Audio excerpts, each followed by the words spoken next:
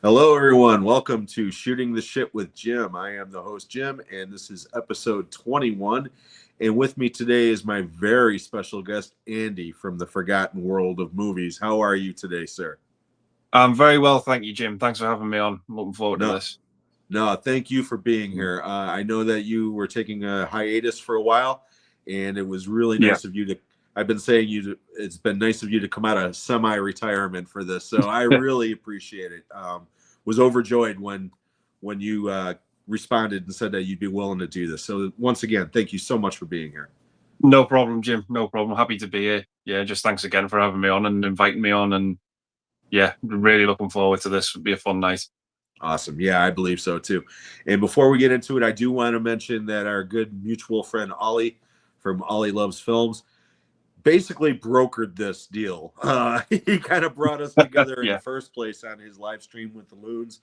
And then he kind of told me when I was frantically looking for a replacement guest for Anthony, he was like, hey, why don't you talk to Andy? You know, even though he's not posting any content right now, he might be willing to be on your show. And I thought that was a brilliant idea. So, Ali, if you're watching this on live or on replay, thank you so much, mate. I appreciate it. So, before we get into it too much, I do got a couple of announcements to make, and then we're going to get into the show proper because Yep. this is Shocktober. And I've been doing a show every week this month. This is the second show this month. Last week I had I'm sorry, I had Matt from Pugwall 316 Studios, who was a fantastic guest. You're on today, obviously. Next week on the 18th, episode number 22, will be Brian at the Horror Punk here in the States. And episode 23, closing out Shocktober's live content on the 25th, will be a very special episode with Kara and Mika, the two twins from the Double Feature podcast. And I am really looking forward to having those ladies on as well. And I also said that on a video I left earlier in the week that I was doing a giveaway, and we are giving some stuff away this month. Uh, I did a poll asking if it should be one winner take all or multiple winners, and overwhelmingly, the winner was multiple winners. Okay, so here's what we've got going here for the prizes as of right now. More might be added as the contest goes on, but we have some digital codes now. As of right now, I have 6 digital codes. 3 of them I guarantee will work. 3, I don't know if they're going to work or not. They might have expired. They might have already been used, but they were not used by me. So I have no idea, but I'll throw them in for the hell of it. The 3 that will work will be Final Destination Bloodlines, Companion, and Weapons, which comes out on Tuesday. The 3 that may or may not work is A Walk Among the Tombstones with Liam Neeson, Mission Impossible Dead Reckoning Part 1, and The Collection, which is the sequel to The Collector. Again, I have no idea if those 3 will work or not, but we're going to throw them into the pile. I am also giving away at least 3 Blu-rays.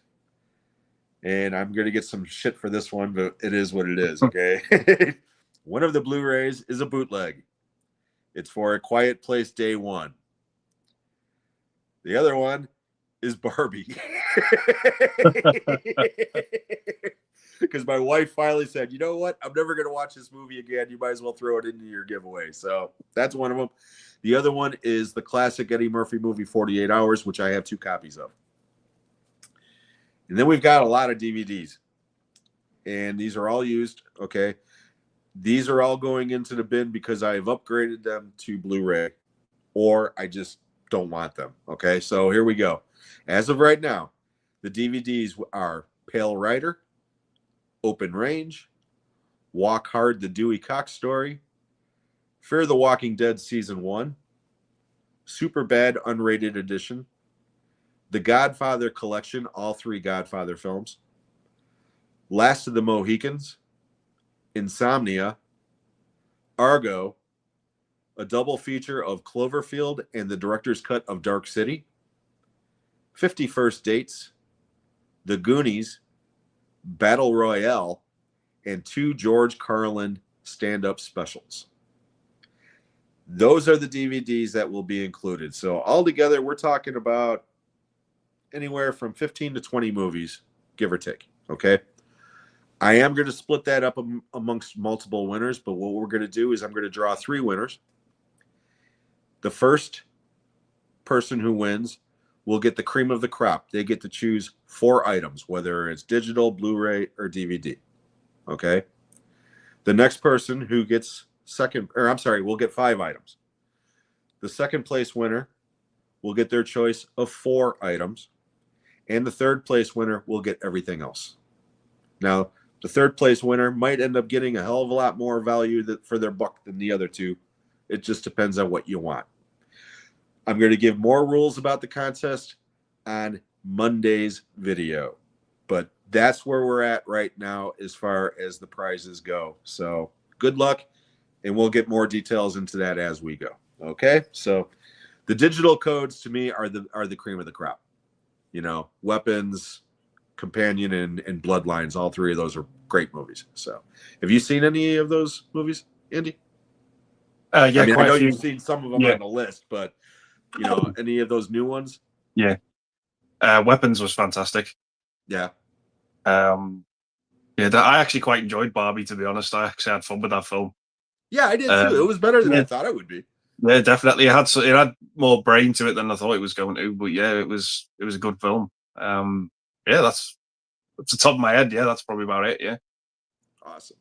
Okay, now before I get into my stuff with you, I do want to mention, as of right now, 6 minutes in, we already got 11 people watching. See, you're a rock star, dude. Get your game on. Sorry, couldn't resist. We got words and pictures here. Hello, thank you so much for being here as always, and for all of your support. Melina is here with her first college comment of the day. John Ritter graduated from college. That's awesome. Thank you for being here. Sydney's here. Hey, Sydney, thank you so much for being here. And yes, Melina, I know you're a real person, so thank you. Carlos is here. Can only stay 30 minutes, so we'll catch up tomorrow on a replay. Is that a question? Well, yeah, sure. But no, Carlos, thank you so much, buddy. I appreciate you being here. And actually, Carlos, when he found out that you were going to be on here, he said the same thing. Oh, Andy's going to be fantastic. So, yeah, you got a lot of support over there. He's great, Carlos. I've met him a few times in person as well. Carlos is a great guy. Yeah. Collector Adam is here. Thank you so much. Hey, Jim and Addie, 2 of the nicest, most genuine members of the physical media collecting community. Both of you are always a joy to watch, and what you don't know about films isn't worth knowing. Thank you so much, Adam. That's very nice of you to say that. I appreciate that. My good friend Mike is here from Mike's DVD and Blu-ray. Hey, what's up, Mike? Thank you so much for being here. I hope you're continuing on the mend, my friend. Yeah. With that lighting, Andy looks like he's in a Shocktober film. I'll keep an eye on the door and we'll shout out slowly if it opens behind you. Yeah, okay. I'm back in the garage because my grandson's here and he kicked me out of his room. Oh, here we go. Carlos, question for Andy: who played the best pirate on screen? I'm assuming that's got to be an inside joke. That's an in joke. Yeah. Wow. I can't even answer it. My good friend Ricky, who's been on the show, is here. First place, all expensive paid the trip to Hawaii. Second place, a set of steak knives. Third place, you're fired. Great movie, Glengarry Glen Ross. Great movie. Sarah's here. Hey, how you doing, Sarah? Thank you so much for being here.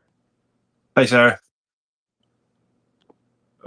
Sydney, question: the best, worst kissing scene in a movie?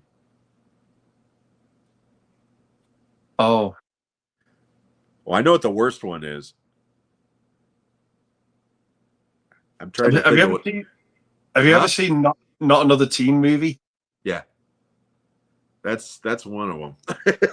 There's a kissing scene in that which once you see it, you can't unsee it. You ever see Basketball?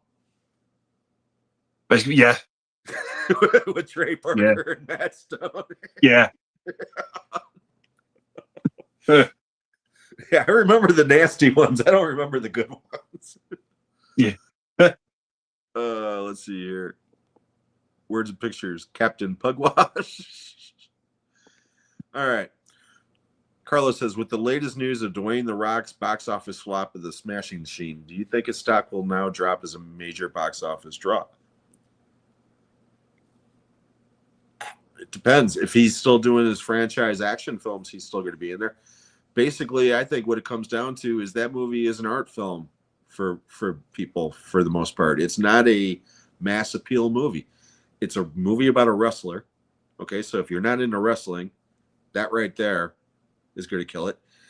The Safdie guy who did it he did Uncut Gems, which became kind of like a hit, but it wasn't like a massive hit. And again, to me, it's like a niche market. Look at the box office the last couple of weeks. It's been crazy with all the anime shit and Taylor Swift appearance, concert video promotion shit. Yep. And just, so it's not surprising that that movie didn't do well, to be honest. I didn't think it was going to be a big blockbuster to begin with. What about you? I did. I went to see it last week, and I did enjoy it. I thought the performances in it were really good. It's probably the best acting The Rock's done. Mm-hmm.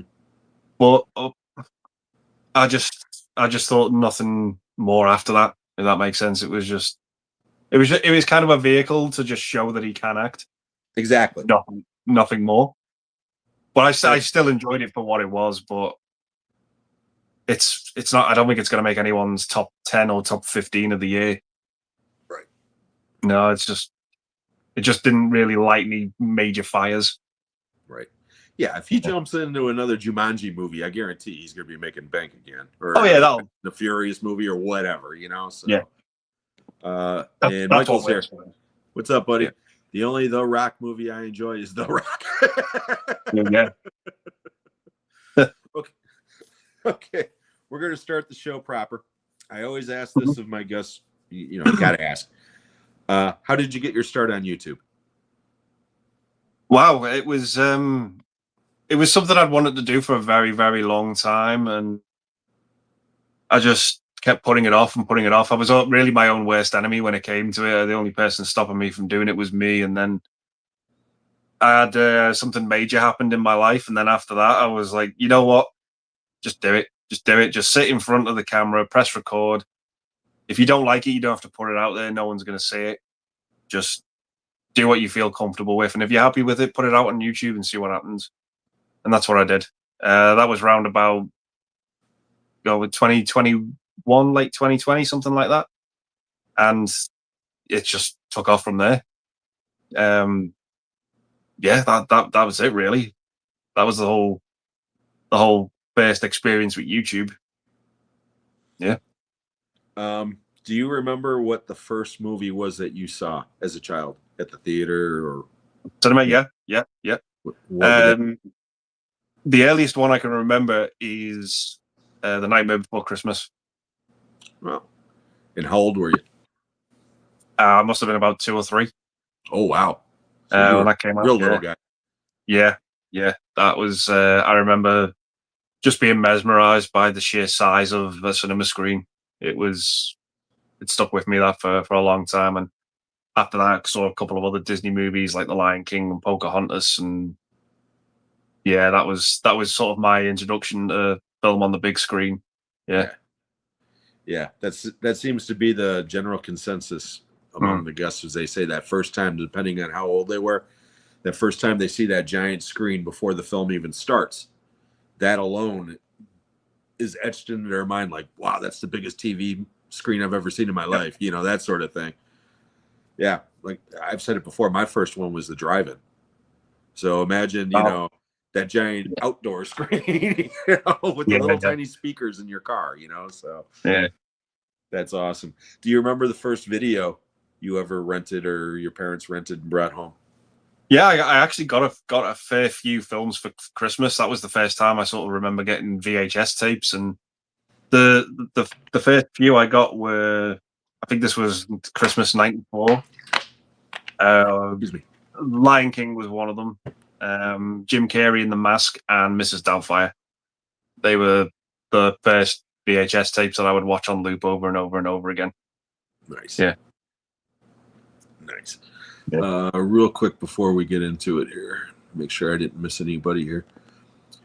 Dwayne's top 3 best movies. So the 3 best rock movies, I guess, in your opinion. Wow. I probably would put the Smashing Machine in there because I do think that is his best work as an actor, like giving a performance. Yeah, Faster was one I enjoyed. Yeah, Faster's and good. yeah, and oh wow, this is where your mind goes blank now. You can't think of that third film. You know what? I might throw Hobbs and Shaw in there. Yeah, I'm not a huge fan. Yeah. I'm not a huge fan of The Rock, but I really enjoy The Rundown. Yep, that's a good one. I like Pain and Gain. Yep. Which is weird because I really don't like Michael Bay, but I actually do like Pain and Gain. And I don't like the movie, but I like him in it. And it's the sequel to Get Shorty called Be Cool. Yeah. He doesn't have a big part in it, but he's hilarious. Is the wannabe singer, gay, cowboy, whatever it is. And it's just, he's only on the screen for like 15, 20 minutes, but he's funny as hell. So that would probably be my third one. Yeah. But thank you, Carlos. And let's see here. Michael says, first movie I saw in a theater was An American Tail, I think 86. Haven't seen it since. Okay, here we go. Here comes Jim's first story of the day, since you brought it up, Mike. And you're right, it is 86, because I will remember that to the day I die. Worst hangover I ever had in my life. I was managing a movie theater opening weekend for An American Tail at 86. I was 19 years old. The night before, I drank a 5th of Jack Daniels on an empty stomach, pounded that sucker right from the bottle like a rock star, and proceeded to puke it up for the next 3 hours and was just, oh God, really sick for the next week. But I went into work the next day on a Saturday, or Sunday rather, for An American Tail and Crocodile Dundee. Those were the 2 movies we had. Yeah. And every screening for every one of them sold out. And every screening of An American Tail, the lobby was filled with screaming children. I was in hell for 8.5 hours that day. Yeah. I would have gladly have eaten a bullet that day. I mean, oh my God. I hear that fucking Fievel song now, and immediately I get the dry heaves because it brings me back. If I smell Jack Daniels, I immediately think of that fucking movie. I mean, it's just, oh God, yeah. Thank you so much for bringing back that memory to me, Michael. PTSD over here. Do you have any movie like that? I mean, I know how you feel about Shrek. Okay. Yeah. We talked about that on Ollie's show, that you hear that fucking Smash Mouth song and you just flip out. That's crazy, that song. Yeah. PTSD is not the word. The last one. But no, there's no. I used to work at. There was a time I used to work at a cinema as well back in 2014, 2015. But no, I've never really had any bad experiences or anything like that. No. It's fun working at the cinema. If you're a movie person, I fucking love that job. That's why I worked there for so long. Certainly not for the pay, but no. Let's see here. Love the cinema, but the only movies I ever go to are reruns of old classics. Zero interest in modern crap. By and large, I agree with that, Michael. But this year, I don't know how often you go to the show, to the cinema, Andy. But this year has actually been pretty good. I agree. There's been some damn good movies this year. I mean, I won't go so far as to say a bunch of classics, but there's been, by and large, even the ones that haven't been that great have been fun at least. I haven't seen too many movies. I've been keeping track of everything that I watched this year as far as theatrical films go. I'm not including the streaming shit. Okay. I'm up to like 33 movies. And of those 33, there's maybe 2 or 3 that I thought were I absolutely hated them. Other than that, everything's been okay to damn good to fucking great. You know, I mean, Yeah. I completely get that. Completely get that. Yeah. Um, I mean, yeah, I try and go to the cinema maybe once at most twice a week. oh really? Yeah, just I go quite a fair bit. Yeah, but there's a cinema. There's a new one that I've started going to. It's only 5 minute drive from where I live, so it's pretty much on the doorstep. But yeah, I agree. Some of the films I've seen this year, I've very, very much been impressed with. Very much been impressed with. And the one thing in common that just about every horror movie has had so far this year, they're fun. They're all Yeah, fun. You know, I mean, yeah. a couple of them have been pretty, I don't know if I would say Sinners is fun. Okay. It's a good Mhm. movie. I love Sinners. Okay. I don't know if I would call it fun. All right. But Weapons is fun. Weapons is fun. Bloodlines Bloodlines. is fun. You Bloodlines. know, The Monkey is a blast. Yeah. You know, I mean, Yeah. yeah. All right, Yeah. cool. Knowing that you see that many movies, that's good to know. I'm going to go through some stuff later on. Then we're going to get back to Okay. that. Yeah. Let's get into the comments one more time, and then we're going to. I got to get into my stuff here, Yeah. but No problem. I just want to see. Okay, Mike says, "Are they still going to desecrate Big Trouble in Little China?" Yeah, I know The Rock was talking about that. Yeah. That he wanted to do that, and yeah, I'm with you, Mike. That movie's pretty great the way it is. Let's see here. Walking Tall. Yeah, Walking Tall is pretty good.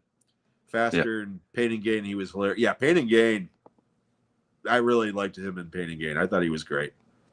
Walking Tall and the Gridiron Gang. I never saw the Gridiron Gang. No.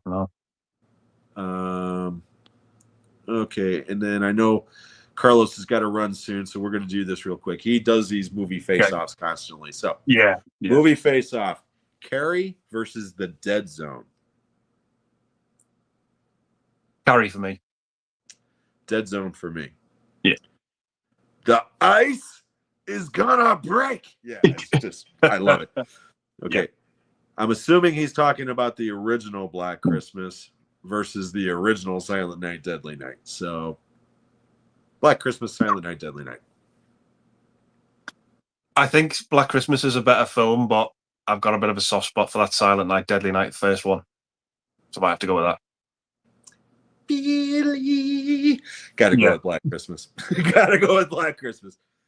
The Amityville Horror, which again, I'm assuming he's talking about the original one, versus the Changeling. This one's a no-brainer for me. I have to go with the Amityville Horror. Oh, okay. Yeah. I gotta go with the Changeling. Yeah. Hands down. I fucking love that movie. To me, the Changeling might be the best ghost story I've ever seen. I love that movie. I really do. Yeah, I get that. Yeah. But Amityville Horror is definitely a childhood favorite of mine as well. So I saw that one theatrically as well. So okay. This one's good though. The Return of the Living Dead versus Shaun of the Dead. See, that's the toughest one for me. That is the toughest one. I know. You know what? I'll go. Go ahead. I'll go with Return of the Living Dead. So will I. Because that movie, I think for the time was funnier, but the zombies in that movie are so hard to stop. Yeah. That movie, for as goofy as it is, okay, because it's a goofy zombie comedy. But you can argue that movie is the most influential zombie movie since the original Night of the Living Dead. Because it's the first zombie comedy I could ever remember seeing. Yep. It's the first fast-moving zombie movie I've ever seen. It is definitely the first zombie movie where basically they eat your brains, and that became a cliche all on its own. Brains. Yeah. I mean, that started with that movie, you know? So, yeah, to me, it's as much as I love Shaun of the Dead, and I do love Shaun of the Dead. Yeah, I do as well, yeah. Return of the Living Dead is an all-time classic for me. So, thank you so much, Carlos. That was great. That was great. Okay, real quickly, because I do see a couple more people have jumped into there. Thank you so much, Carlos. You're awesome, buddy. Sarah is also a fan of Return of the Living Dead. Hey, Sean, how you doing, buddy? Sean's here. Ricky, Shaun of the Dead for him. And Return of the Living Dead all day, but Shaun of the Dead is gold. Yeah, absolutely. I agree. And Carlos gives his answers to his quiz: The Dead Zone, Silent Night, Deadly Night, The Changeling, and Shaun of the Dead. Yeah, absolutely. And take guys, Jim and Andy. No, don't take us. Take care, man. Thank you so much, Take care, Carlos. I'll Carlos. talk to you soon, buddy. And Carlos is going to be back on this stage real soon. I'm going to try to I'm going to try to get him and Dan on here together. Yeah, they're good guys, those two. And Mike says Return of the Living Dead and The Thing are showing that I saw them both theatrically. I would love to see them both again. I really would. Yeah, that'd be fantastic. Okay. Yeah. Let's get into the good stuff. All right, we're going to play our first game of the day. Okay. Top three. Okay, and I always ask this. We go to different genres. You tell me the top three movies that pop into your head first thing. You don't have to think about it. Okay, I can't stress that enough. No pressure. And I am not going to be mentioning any horror stuff until the second part of the show. So we're going to be going strictly off of other genres right now. Okay, which you're a movie fan, so I know that it's not a problem with you. Okay, some of my guests, they tend to focus on one genre and that's about it. Okay. With you, actually, I didn't even ask about that. I forgot that. What's your favorite genre? Obviously, it's between three. It's probably horror, comedy, and action. That's more or less what I thought. And what are your least favorites? But possibly not that I hate these genres, but the ones that I probably go to the least probably are musical and maybe period dramas. But I still like them. I can still get something from them. Okay, fair enough. Yeah, I forgot to ask that because don't worry, I'm not going to be asking you about either of those. Ollie, I did. I asked him about both. in rom-coms. But speaking of comedy, top three comedies. Go. Dumb and Dumber. There's a British film called The Full Monty. That's one of my favorite. I love that movie. I love that film. Yep. Yeah. Fantastic film. And The Mask jumps to mind. Yeah. Very good. I was a big Jim Carrey fan back in the day. Yeah. Top three action. Die Hard, Lethal Weapon, and Predator. Bog standard, I guess. Top three sci-fi. Aliens, The Fly, and The Thing, I guess. Yeah. Top three animated. Toy Story 2. Lion King. And I guess it counts, South Park, Bigger, Longer, and Uncut. Shut your fucking face, Uncle Fucker. Yeah. I love that so much. Yeah.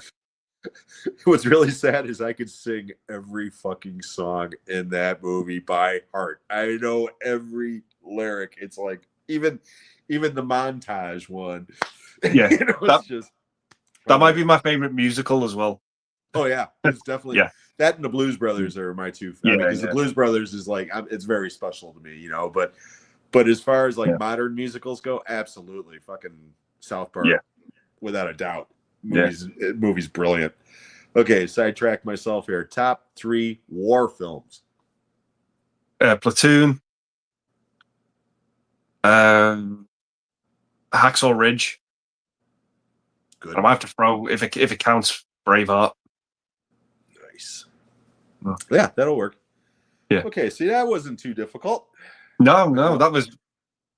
Yeah, that was best not to overthink it. Just go straight out. You know what? I'm glad you said that because here we are. We're episode 21. Okay. Yeah. 20 people before you. Oh Jesus. Oh God. Oh, and it's like I just said, fucking off the top of your head. Don't think about it. It's like I always feel like Chris Tucker. Do you understand the words that are coming out of my mouth? So, yeah, you aced that test, no problem. Like I knew you would. Oh, okay? thank you.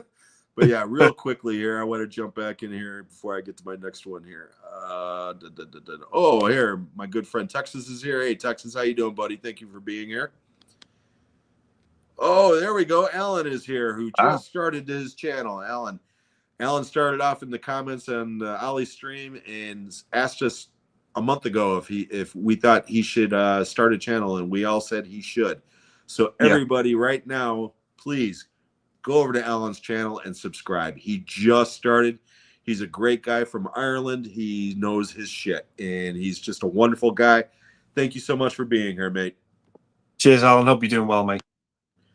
Michael says, Ghostbusters, Three Amigos struggling for a third as far as the comedies go. Unless those are his sci-fi films. Oh, no, those are his sci-fi films. Predator, RoboCop, Terminator. Yeah. I'll give it those. Hamburger Hill, Full Metal Jacket, Platoon. Who is this newbie you have on tonight, Jim? How you doing, Roy? Hey, Roy. Glad to see that you're doing better, Roy. Yeah. Roy had a touch of the COVID recently, and yeah, I'm glad you're doing better, buddy. I really am, seriously. So, people saying hello back and forth, and Alan said, "Oh no, thank you, Alan. I really appreciate all your support as well." So, like I said, I know what it's like to start these things, and you know, by all means, we're all here to help each other. That's the great thing about this community. It really is. Mike says there's a really underrated 1988 tank war film called The Beast, which I love. Yes, Jason Patrick, George Jazunda, and I forgot the other guy in it, but it's all in Russian. They're Russians, or they don't speak. It's not in Russian. They play Russians, is what I should say. Right. It's in Afghanistan, and yeah, it's a really good movie. Okay, second game of the day. Overrated, underrated, and again, we're not including horror yet. So here's your chance to scream and holler about one movie in particular if you want to. But I want you to tell me one movie that by and large people love that you just think is overrated as hell. And the flip side, one that by and large people don't like. And you're like, and I ain't talking about some little tiny cheesy, you know, drive-in movie. I'm talking about a major release, okay? That by and large people think suck. And you're like, no, you're wrong. This movie's great. So Okay. There's one movie that I've always thought is overrated, and I'm probably going to get a lot of hate for this, but I think what you got to understand is I still love this movie. I just don't love it as much as most people that's what do. Overrated means. Yeah. For me, it's The Dark Knight. Okay. And why? I just think that the way people reacted to that movie when it came out, it was almost like The Second Coming. It was, from what I'd seen, it was like, oh, this film is absolutely flawless. It's perfect. You don't really talk to moviegoers, and they say it's like their favorite film of all time. I think it's a good film with an excellent performance, but the film has little problems for me. I just don't think it's this flawless masterpiece. I still think it's a great film, a very, very entertaining film, well acted, well executed, but there's just some things in that movie that bug me and bother me. But I still love it. I still think it's a great film. I just don't think it's as good as what most people make it out to be. Okay, that would be my enough. Okay, but what about underrated? Now that's a tough one. I know I'm probably just because I think it's a bit underseen when it comes to general audiences. Maybe Sam Raimi's A Simple Plan. Great movie. Great. I mean, from start to finish, I just was never bored. That movie is just Billy Bob and Bill Paxton are so good in that movie. It's such a good movie. Yeah, that is definitely underrated. It really is, without a doubt. People who have seen it love it, but you're right. It's underseen. It's underseen. Yeah, it's like Frailty. That's another one with Bill Paxton that I think is underrated as hell. You know, people that have seen it love it. Unfortunately, half the population never heard of it. You know, so very good. Yeah, excellent picks.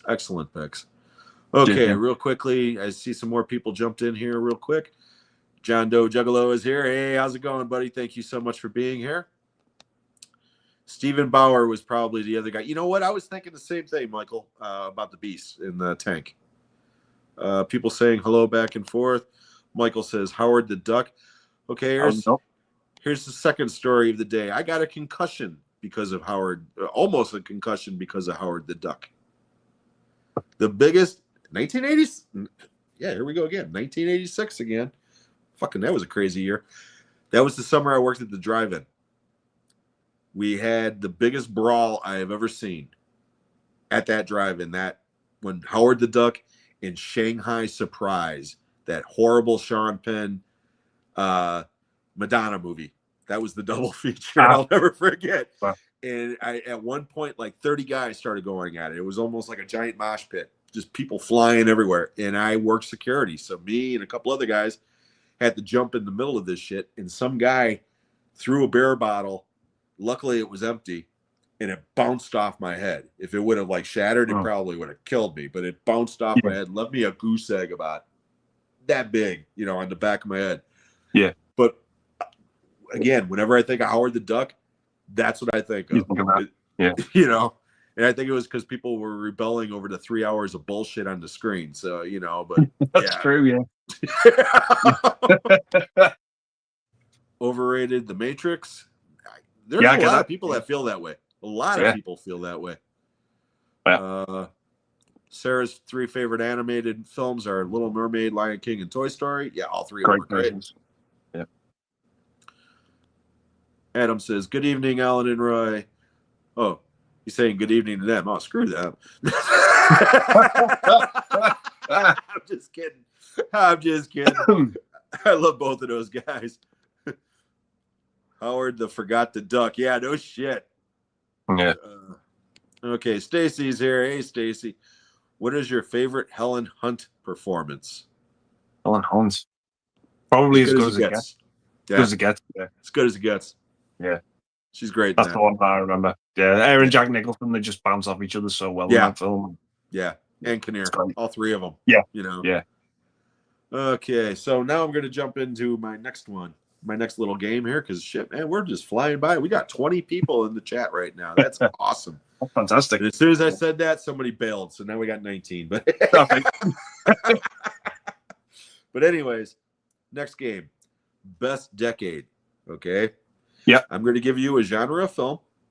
You're going to tell me what you feel is the best decade for that film, genre rather. And you can go all the way back to the very beginning to now. Okay. Yeah. To be fair, only one person has said anything other than 70s, 80s, or 90s. So it's those 3 are the main. It's usually those 3. Okay. But again, you can go anywhere you want as long as it's not like, well, for action, I think it's like from 83 to 93. No. It's like 80s, 90s, 2000, Yeah. So best decade for comedy. I'm going to say 2000s. Oh, and also give some examples. So okay, because I was a big fan of the Shub genre of the teen comedy movies. So a lot of them came out like the early 2000s, like Road Trip, the American Pie sequels, all that shit. American Pie sequels, Dude Where's My Car, all that stuff. Yeah, those ones really, really appealed to me. Grandma's Boy, I love that film. I fucking love Grandma's Boy. Grandma's Boy is, it's just great. And even like when sort of Adam Sandler was kind of like still churning out like a few good ones, like 50 First Dates. I kind of like that one. So I'll go with 2000s. Just that those first couple of years. Yeah, there's some great comedies in the 2000s. I mean, Wedding Crashers is one of the funniest damn. It was Dodgeball, old school. Yeah. So okay, good. Yeah. That's never been mentioned before, but no, that's good. Yeah. So you're a trailblazer, Andy. Okay. Okay. Best decade for drama. I probably have to go with the 90s on that one for me. Few examples: drama. Martin Scorsese's The Age of Innocence. I really enjoy that film. Yeah, that's Schindler's List. I mean, there's some good dramas. Yeah, The Piano. Yeah, there's a British movie called Secrets and Lies. Oh yeah, it's a Mike Lee movie, right? Mike Lee with Timothy Spall. That is a Yeah. fantastic drama. Oh Yeah, wow, it's a good movie. yeah, that's a great film. Okay, this one's going to be difficult. Okay, Best decade for war films. 70s, Okay. possibly with stuff like Kelly's Heroes. Yeah, that's a tough one. Yeah. That's what I said. That's the only one. Be... That was what again. The first thing that came to mind was 70s. I don't know why, but something like again Kelly's Heroes. Yeah, I can't think of any others. I don't know why. Well, I mean, you got The Deer Hunter, you got Apocalypse Now. You got, I mean, Boys and Company C, which is my favorite Vietnam movie of all time. So, all right, very good. Yeah. But this ain't going to get any easier. Okay. Best decade for sci-fi. 80s. Okay, you jumped right into that one. Yeah, I have to for that one. Of the Thing, The Fly, and The Blob. Although they kind of blend horror in those as well, but yeah, I just have to Back to the Future, Empire Strikes Back, and Return of the Jedi. Yeah. And here's what we're gonna make. We're gonna make our segue. Top decade for horror. You know what? I'm gonna say 70s. That it's been lately. It's been a 50-50 split between the 70s and 80s.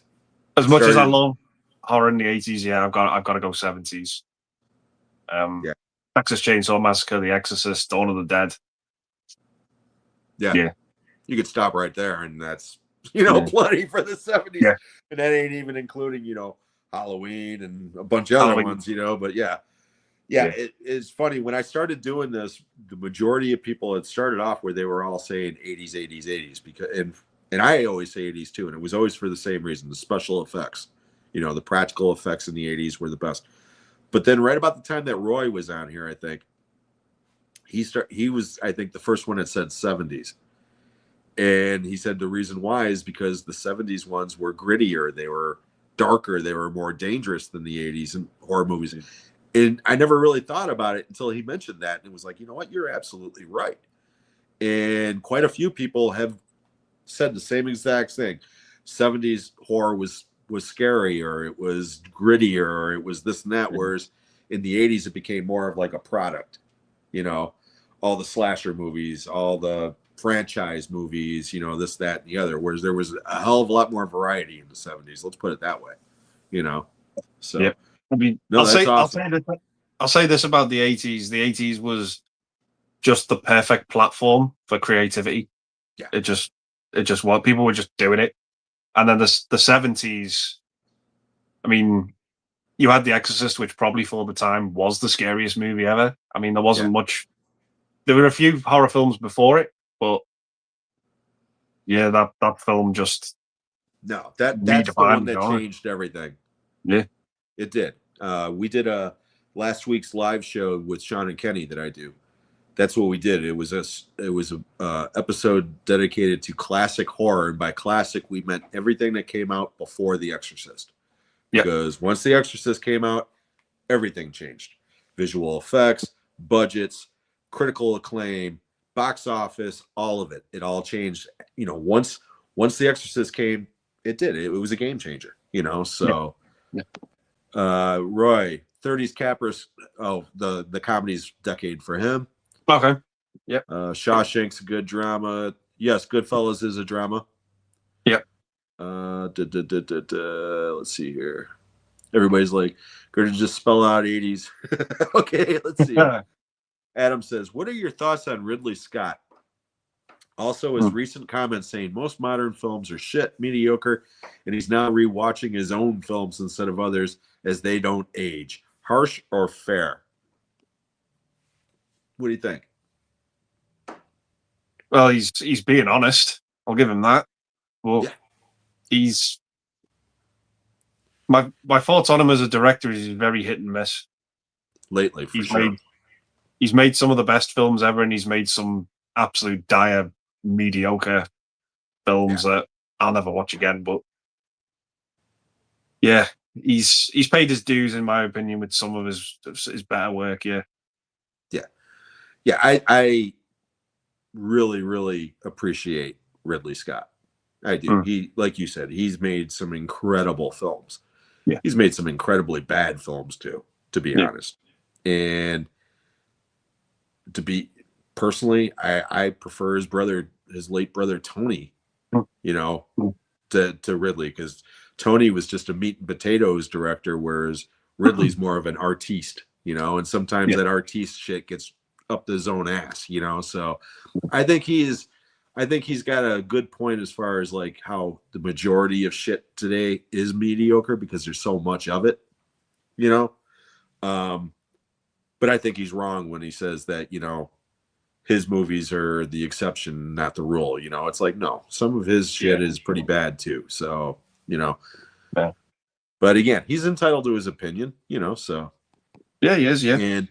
And speaking of Tony Scott, this movie right here was his movie debut as a director. The Hunger from 1983. Have you seen that? A long time ago, but yes, I do slightly remember it. Yeah. Yeah.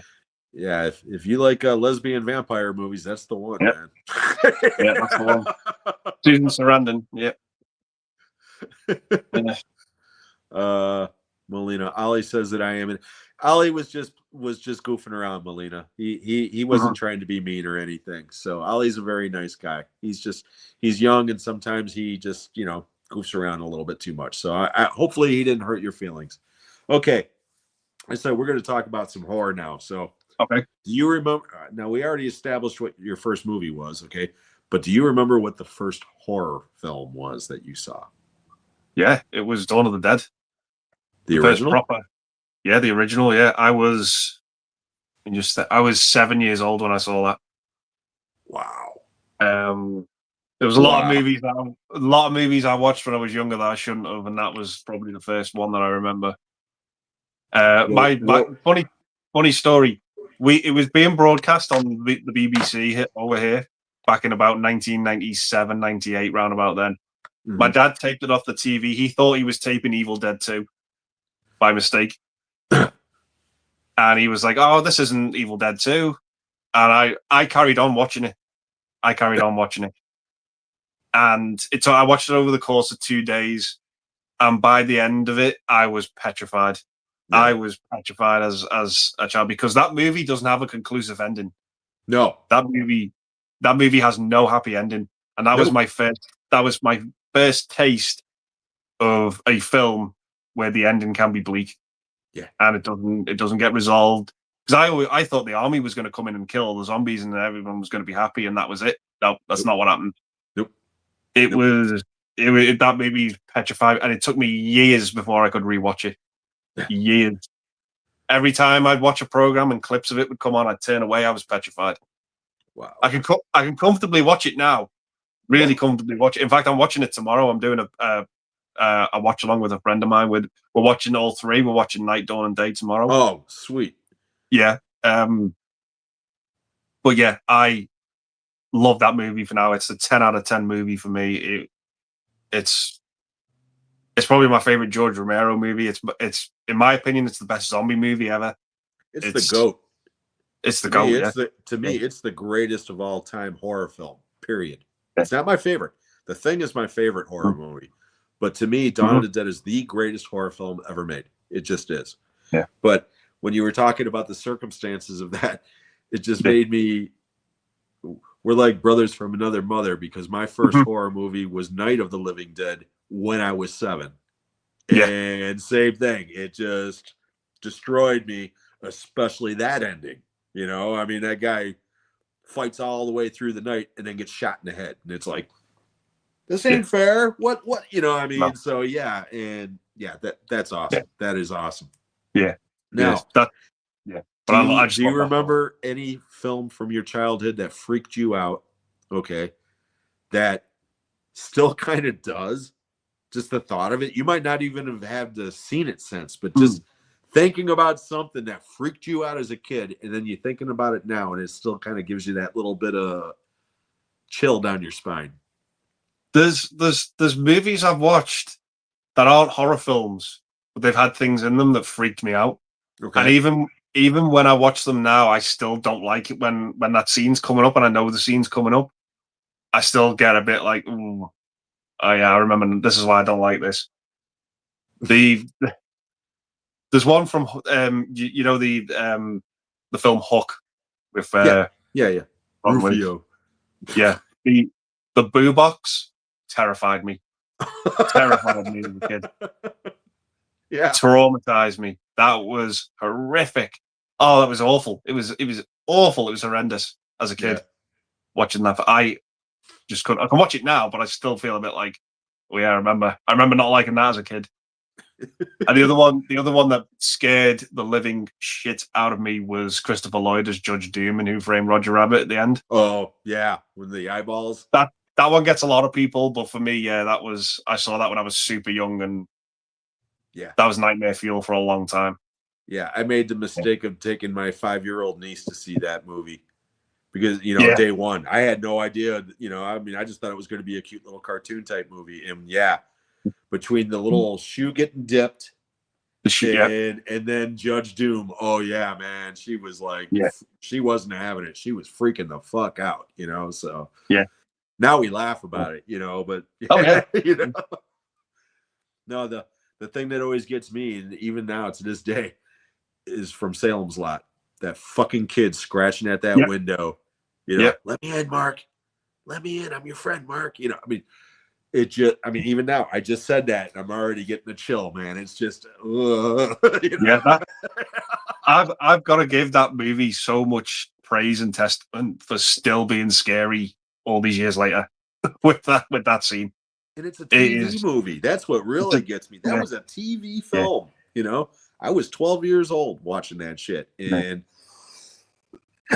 it fucked me up. I mean, as far as jump scares go, it's got to be the goddamn clown in Poltergeist. Poltergeist, yeah, where the kid's looking underneath the bed and it's not there, and then he sits back up, and then boom.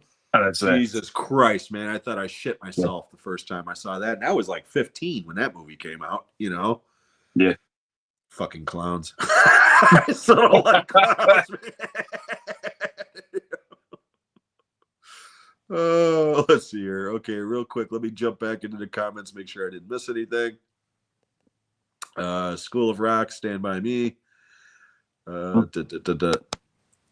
Hatchet, Strange Darling, and Hard Eyes. Yeah, love all three of those. Well, Hard Eyes was okay, but Strange Darling, I love that movie. And Hatchet was really good. Blue Roy. Haven't seen The Hunger, but Jim just sold it. Lesbian vampire. Catherine Deneuve and Susan Sarandon, Roy. And they're both super young and super hot. Yeah. It's a weird movie, though. Oh, yeah. Yeah, definitely. Alan says, what are the chances of a 40th anniversary collector's edition for The Fly next year? Long overdue. That's a Fox film, which means that it's Disney. So I mean, it's pulling teeth with Disney to get releases. They are doing them, but it's just don't hold your breath. Don't get your hopes up with them because they're just pushing the streaming. I mean, we're getting Edward Scissorhands, which is Fox. We're getting a 4K of that soon, which I'm looking forward. That's one of my favorite films. But yeah, there's going to be a lot of outcry for The Fly. But I think that movie deserves a 4K. Oh, I love that movie. Yeah. First horror I ever saw was The Fall of the House of Usher. Again, haven't seen it since. Yeah, that's a classic. I didn't see that. And I remember the BBC 2 screening of Dawn of the Dead. I think Evil Dead 2 may have been on afterwards. Okay. So your dad just recorded it the wrong time. Yeah. Yeah. Love Dawn, but slightly prefer Day. The effects of Day are definitely better. Yeah. Yeah. My brother for years, man, he would just come up behind me. Hello. Hello. Yeah. It's like,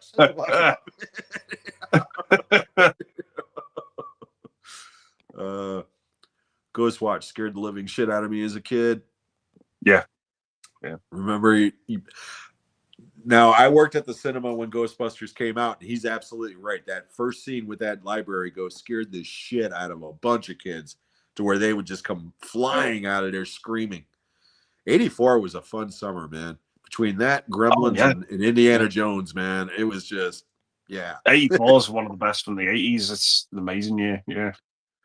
Tommy freaked me out as a kid. I was convinced I was going to go deaf, dumb, and blind overnight. Well, masturbation will do that to you, Roy.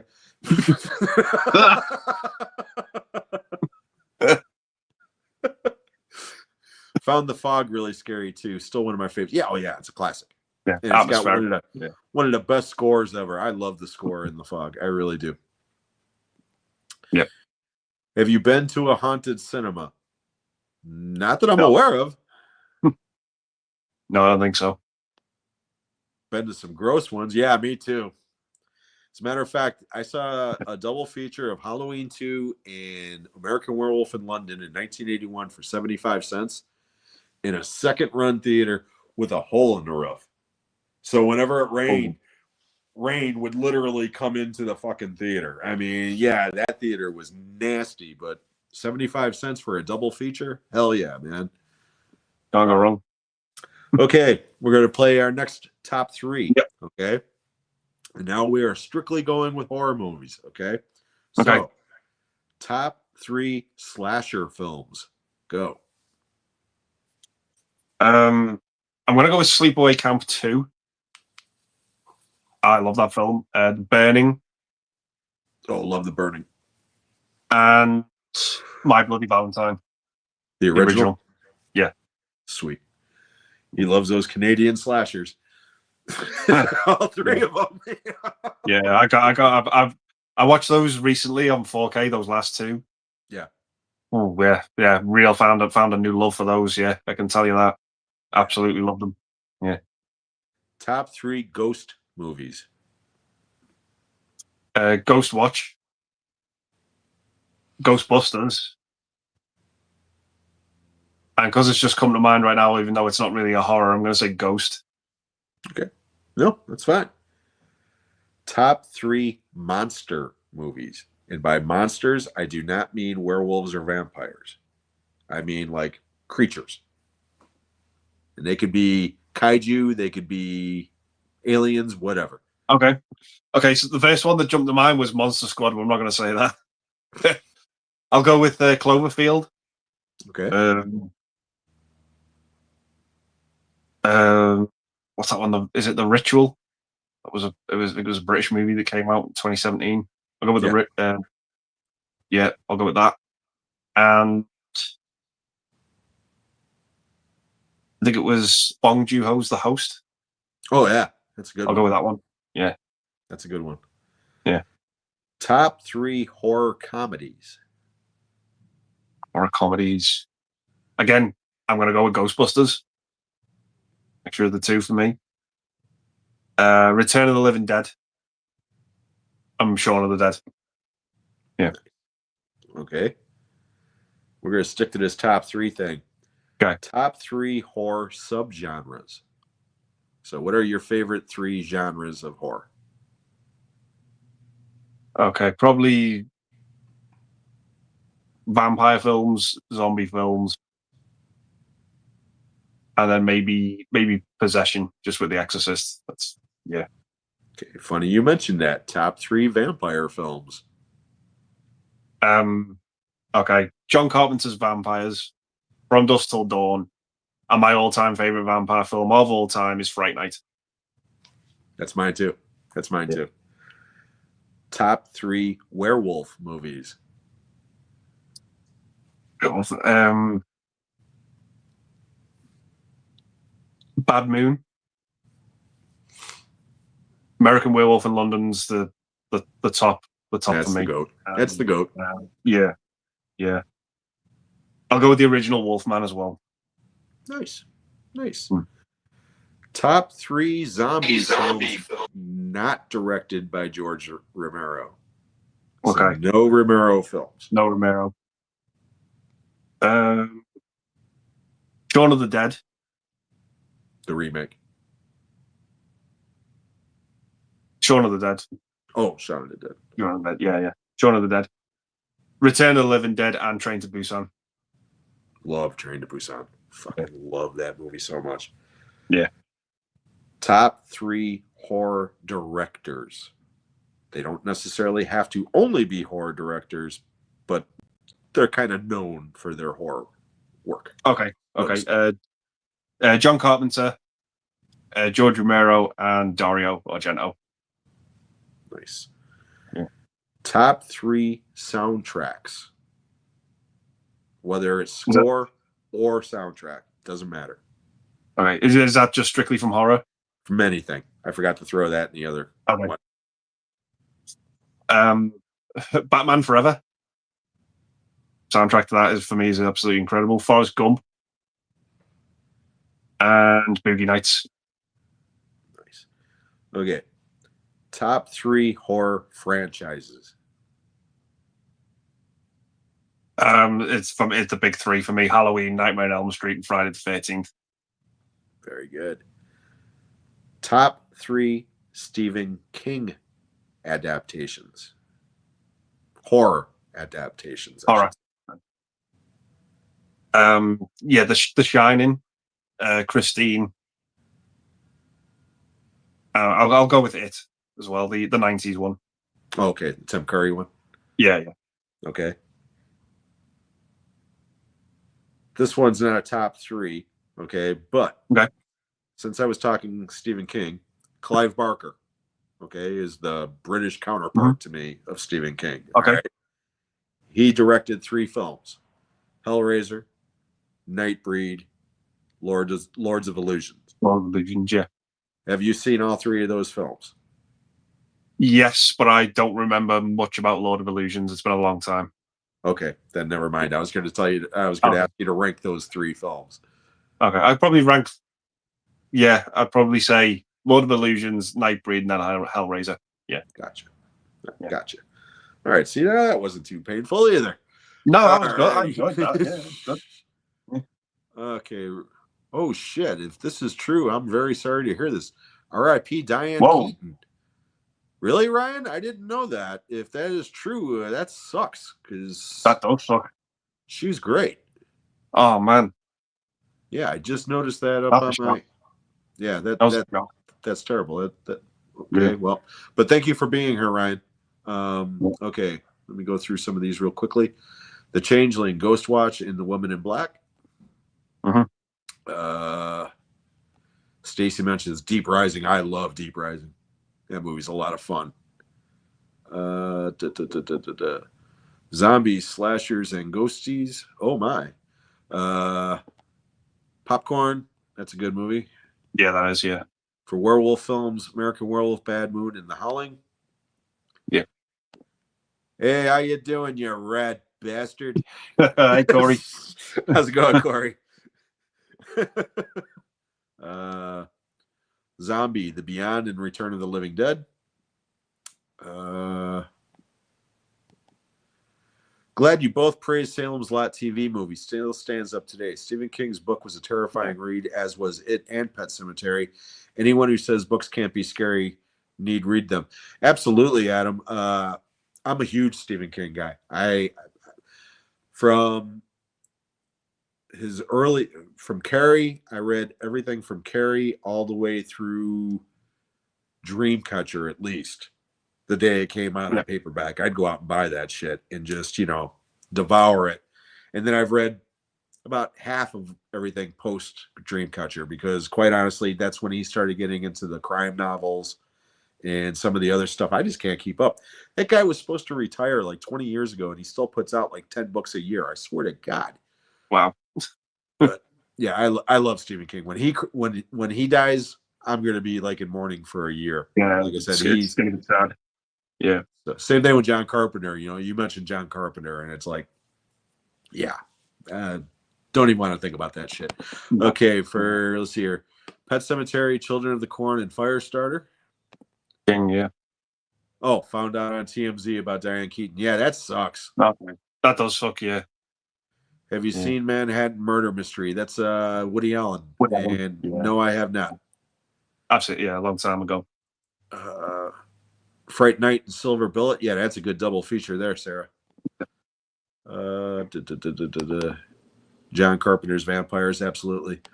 Okay, hey, we were talking about new movies, and we've established here already that you go to the movies a lot. So let me find my little list here real quickly. Sorry, I know this is like thrilling TV, guys, but bear with me for a minute. I got so many goddamn lists it ain't funny.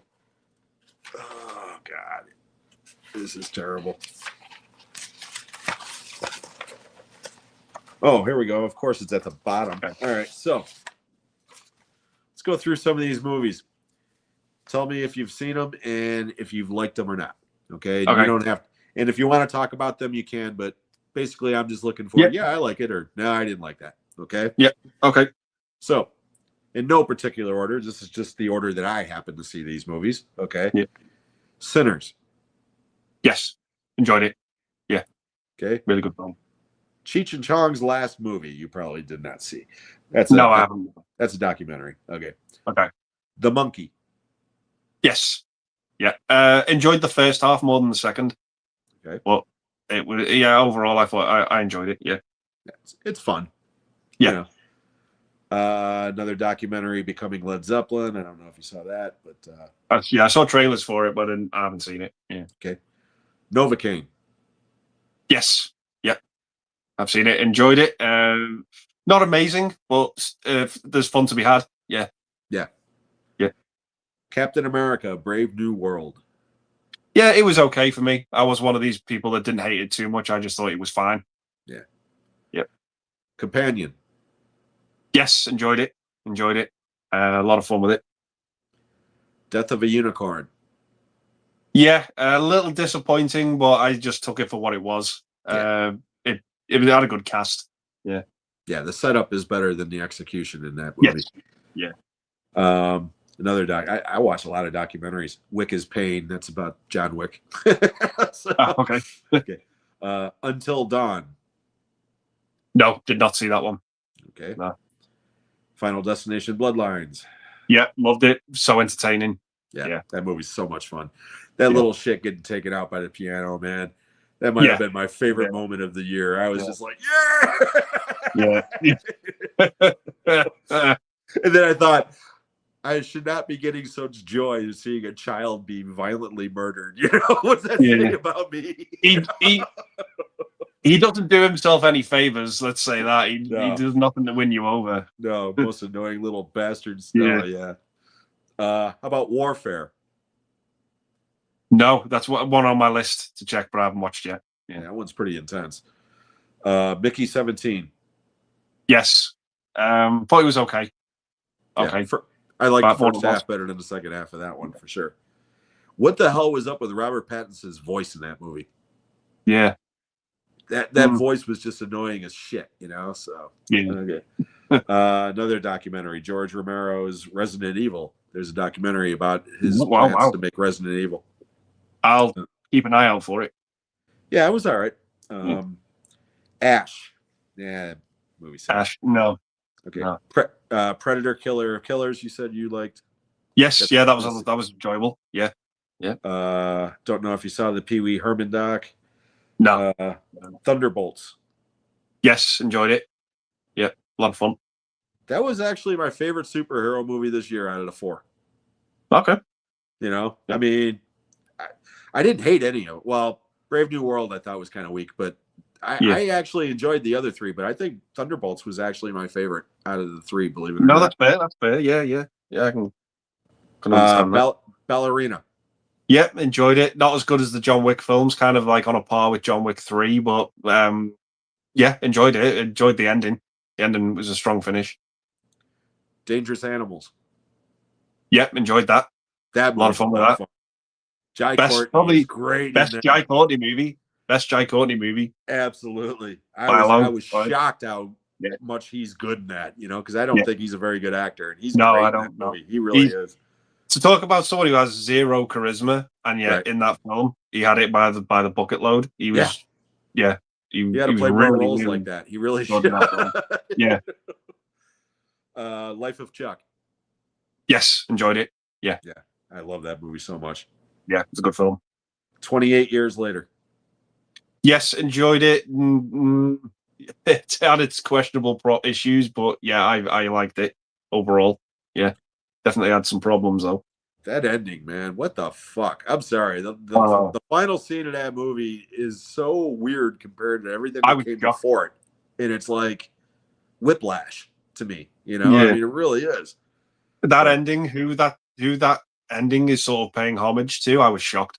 If you know, you know, yeah, but see, it's that flew over my head. Then yeah, somebody explained it to me from the UK. yeah, You know, so yeah. that's That definitely baffled me.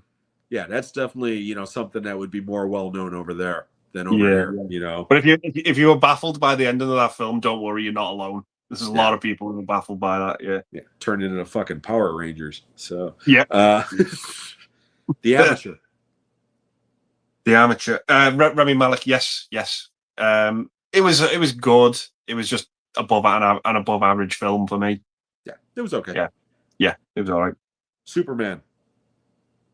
Yeah, I was a little disappointed with Superman. I just thought it was all right. I have issues with it not being an origin because it kind of feels like Part this is three of just a like 5-part series. Yeah.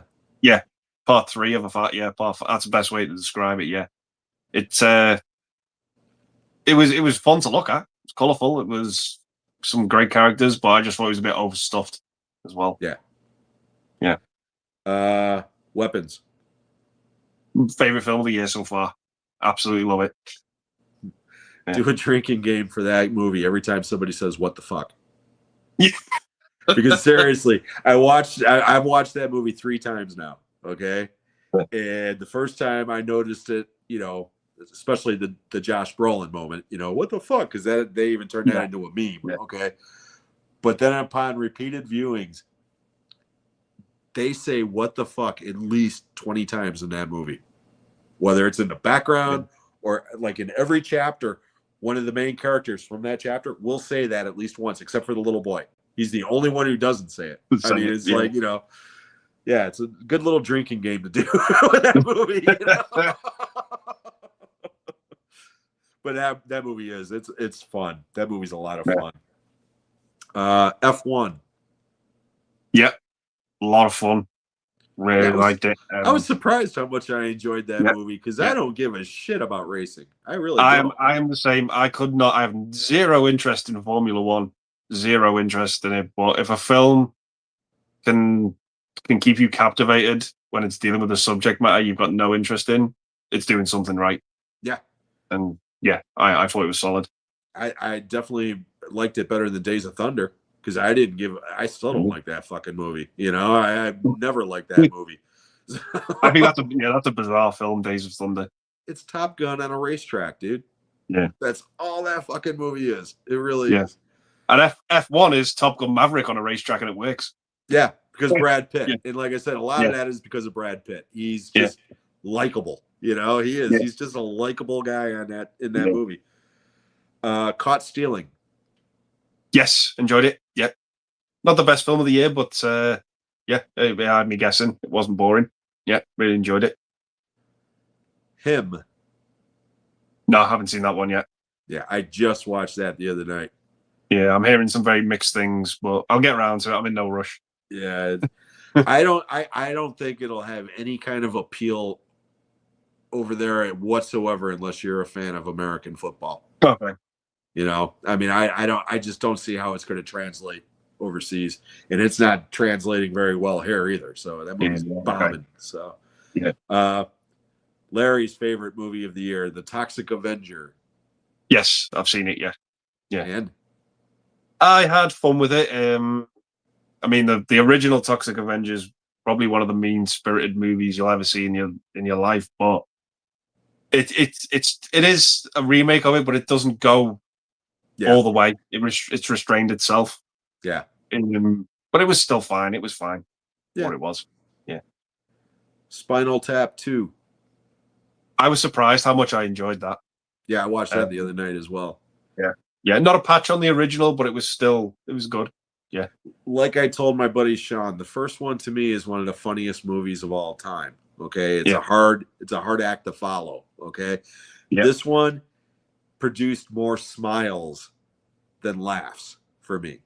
Okay. Yeah. Like I had fun with it, but I didn't have any moment where I was just dying of laughter like the first No. one. But there are some very funny moments in it.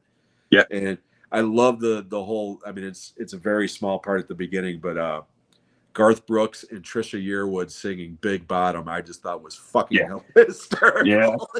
Yeah. And last one, The Long Walk. Loved it. Absolutely loved it. Yeah, that's my movie of the year so far. That's my best movie of the year. Yeah, I think it's my third for me, but yeah, it was tough. That movie's the closest movie this year to get an emotional response out of me.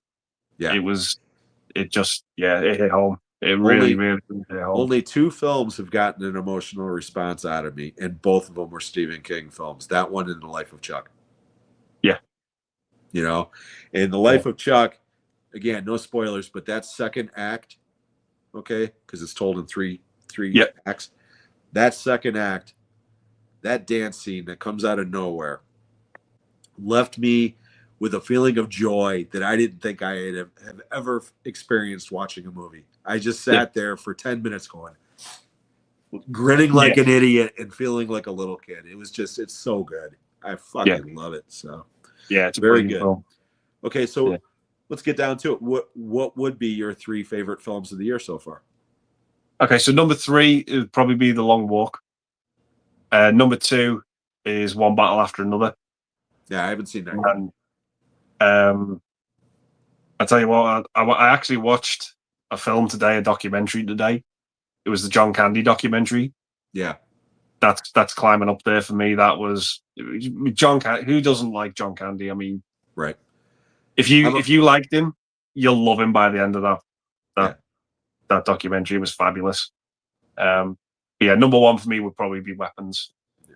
Yeah, the John Candy doc and the Ozzy doc both dropped this week, and I want to see both of them, but I'm afraid to watch both of them because I know I'm going to be bawling my eyes out during both of them because I'm a huge fan of both. You know. Yeah, so. I'm gonna. I'll check out the Ozzy one that you've mentioned it now, but it's yeah, definitely. But I was nearly in tears at the end of that John Candy one.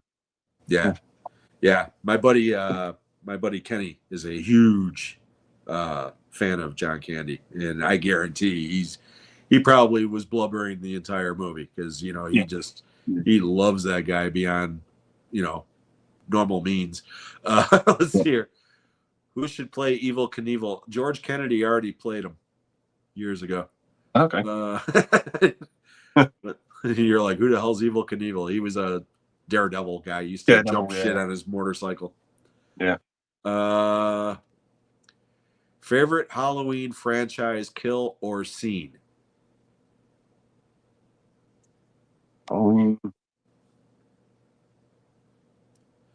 My favorite scene is the iconic. She's sitting in the hallway, sends the kids for help, and then in the back behind her, you just see him sit up and look at her out of focus. That's still my favorite sequence from any Halloween movie, without a doubt. Yeah. I love that series. I even love the third film. I think the third film's great. But yeah, it's I kind of like the scene where you got the bed sheet over him with the glasses. Yeah. That might be mine. Yeah, as far as kills go, it's a tie. The original Halloween where he stabs the guy to the wall, and it's not even that. It's how after he stabs him to the wall, he kind of steps back and then he tilts his head, and it's just that head tilt is what always got me. It's creepy. It is. I always saw it as like it's like an artist who's just finished a masterpiece painting and they just take a step back and look at it. I always thought of it like a dog. Yeah, a dog cocks his head, almost animalistic, but yeah, either way. But the other one, and it's from a movie that I absolutely fucking hate. Okay, Halloween Ends, which I hate. Okay, but that kid dropping at the very beginning to his death comes out of nowhere, and it was like, holy shit! And I mean, I gotta admit, that is a great moment in that movie. It really is. You know? I almost felt the way about that kid as I did the kid in Bloodlines. Yeah, exactly. Yeah, Exactly. It was, yeah. He felt a little bit guilty, but then didn't. Yeah, yeah, little bastard. yeah. Hey, Jeff's here. How's it going, buddy? Hey, Jeff. Let's see here. And Jen is here. Hello, Jen. How you doing, sweetheart? Thank you so much for all your support as always. Okay.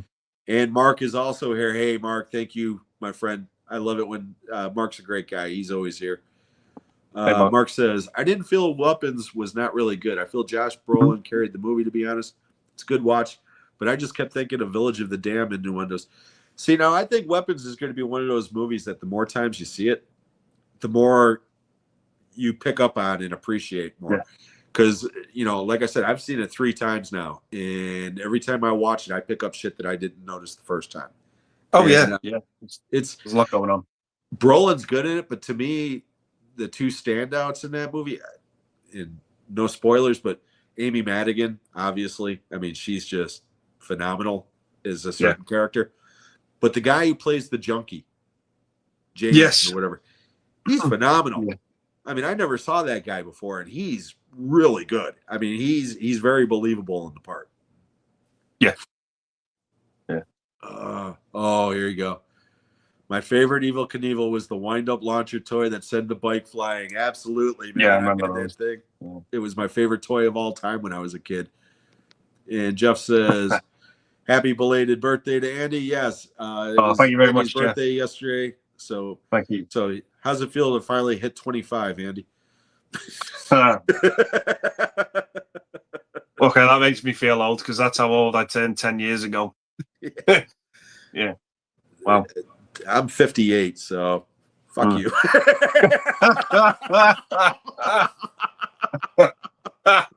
It's like Ollie, you know. I watched this old movie. Oh yeah, it came out in 2002, and it's like, fuck you, man. Yeah, that's not old. Yeah, that's not old. This is old. 2002. It came out last week. Yeah. Your Mount Rushmore of I guess favorite 4 Diane Keaton movies? I don't know. I can't really think of too many off the top of my head. She was great though. She really was. And Mark says, happy birthday, Andy. Heard a lot about you. Nice to meet you virtually. Yeah. Oh, thank you. Thank you very much. Yeah. Okay, so now I'm done with that. Okay. You find yourself trapped on a desert island, Andy. Okay. But for whatever reason, this desert island has electricity and it has a working Blu-ray player and TV. And you have 3 movies to keep you occupied. Doesn't matter the genre. What are those 3 movies? Dumb and Dumber, Back to the Future, and Batman '89. Okay. Hey, there's a storm and your Blu-ray player took a shit. Okay. Your CD player is still working. What are your 3 desert island albums? And they could be soundtracks. They could be greatest hits albums. They could be studio albums. They could be anything you want. Okay. I'll go with 3. I'll go with Rumors by Fleetwood Mac. Born in the USA, Bruce Springsteen, and Rubber Soul by the Beatles. Nice. Yeah, I can listen to that. I can listen to them start to finish all the way through, no skips. So nice. Yeah. Okay. Second time we're doing this. Underrated, overrated. Now we're doing horror movies. I want you to come up with a horror movie that you feel is overrated as hell. And the flip side, one that you feel is underrated as hell. And again, they have to be studio, major releases, not, part 5 of, Hellraiser Bloodlines part 8 or whatever that nobody's ever seen, that sort of shit. So what are you 2? My overrated film, and I've seen a lot of people give a lot of love to this film lately, it's Exorcist 3. That's my overrated one. I kind of think that movie's a little dull, a little boring, and I just think it has one great jump scare. That goes, yeah. It just I mean, people say they like it more than the original. I've never been on. I can never understand that No, opinion, but it is what it is. I guess, yeah, people feel that way. They feel that way, but no, I just thought that movie was dull. Dull. it's better than the Heretic. Heretic. Oh, there's not many films that are worse than The Heretic. Oh, Jody likes that movie. Yeah, You know, I know Jody likes it. Yeah, unironically, she actually enjoys that movie. Yeah. That's an odd movie for Yeah. sure. But yeah, no, fair play. If you like it, fair play. But yeah, I'd have to say Exorcist 3 for overrated. Okay. Underrated for me again is it's a movie I think is a little underseen, but probably a lot of horror fans will probably have seen this film. Night of the Creeps. Oh yeah, thrill me. That movie, so much fun, so much fun. Tom Atkins is having a ball in that film. Yeah, yeah, it's just great. It's just that one of those great college horror zombie movies. It's just so much fun, so much fun. Yeah, Tom Atkins is awesome.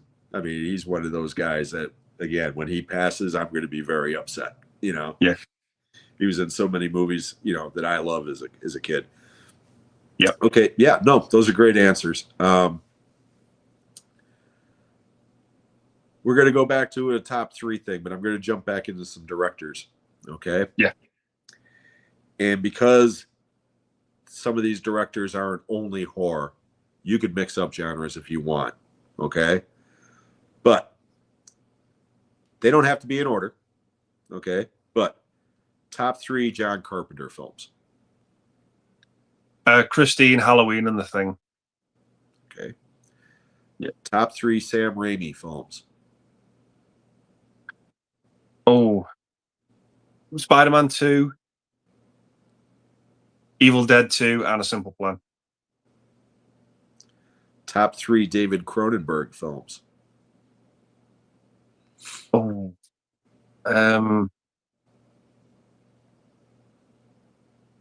Dead Ringers, The Fly, and I'm really struggling for the third one. And the only other one that jumps to mind is Shivers. Okay. Not a fan of The Dead Zone. I do like it. I just don't love it. Yeah. The ice is gonna break. Yeah. That is a movie I wish I loved. Yeah. But I just like. No, I get it. Yeah. No, I just love that. The ice is gonna break. You know? Top 3 Wes Craven movies. Okay, I'm gonna go with Last House on the Left, Nightmare on Elm Street, and Scream. Okay. Just for shits and grins, let's throw some other directors that aren't necessarily horror directors. Top 3 Steven Spielberg movies. Temple of Doom, Jurassic Park, and Jaws. Top 3 Tony Scott movies.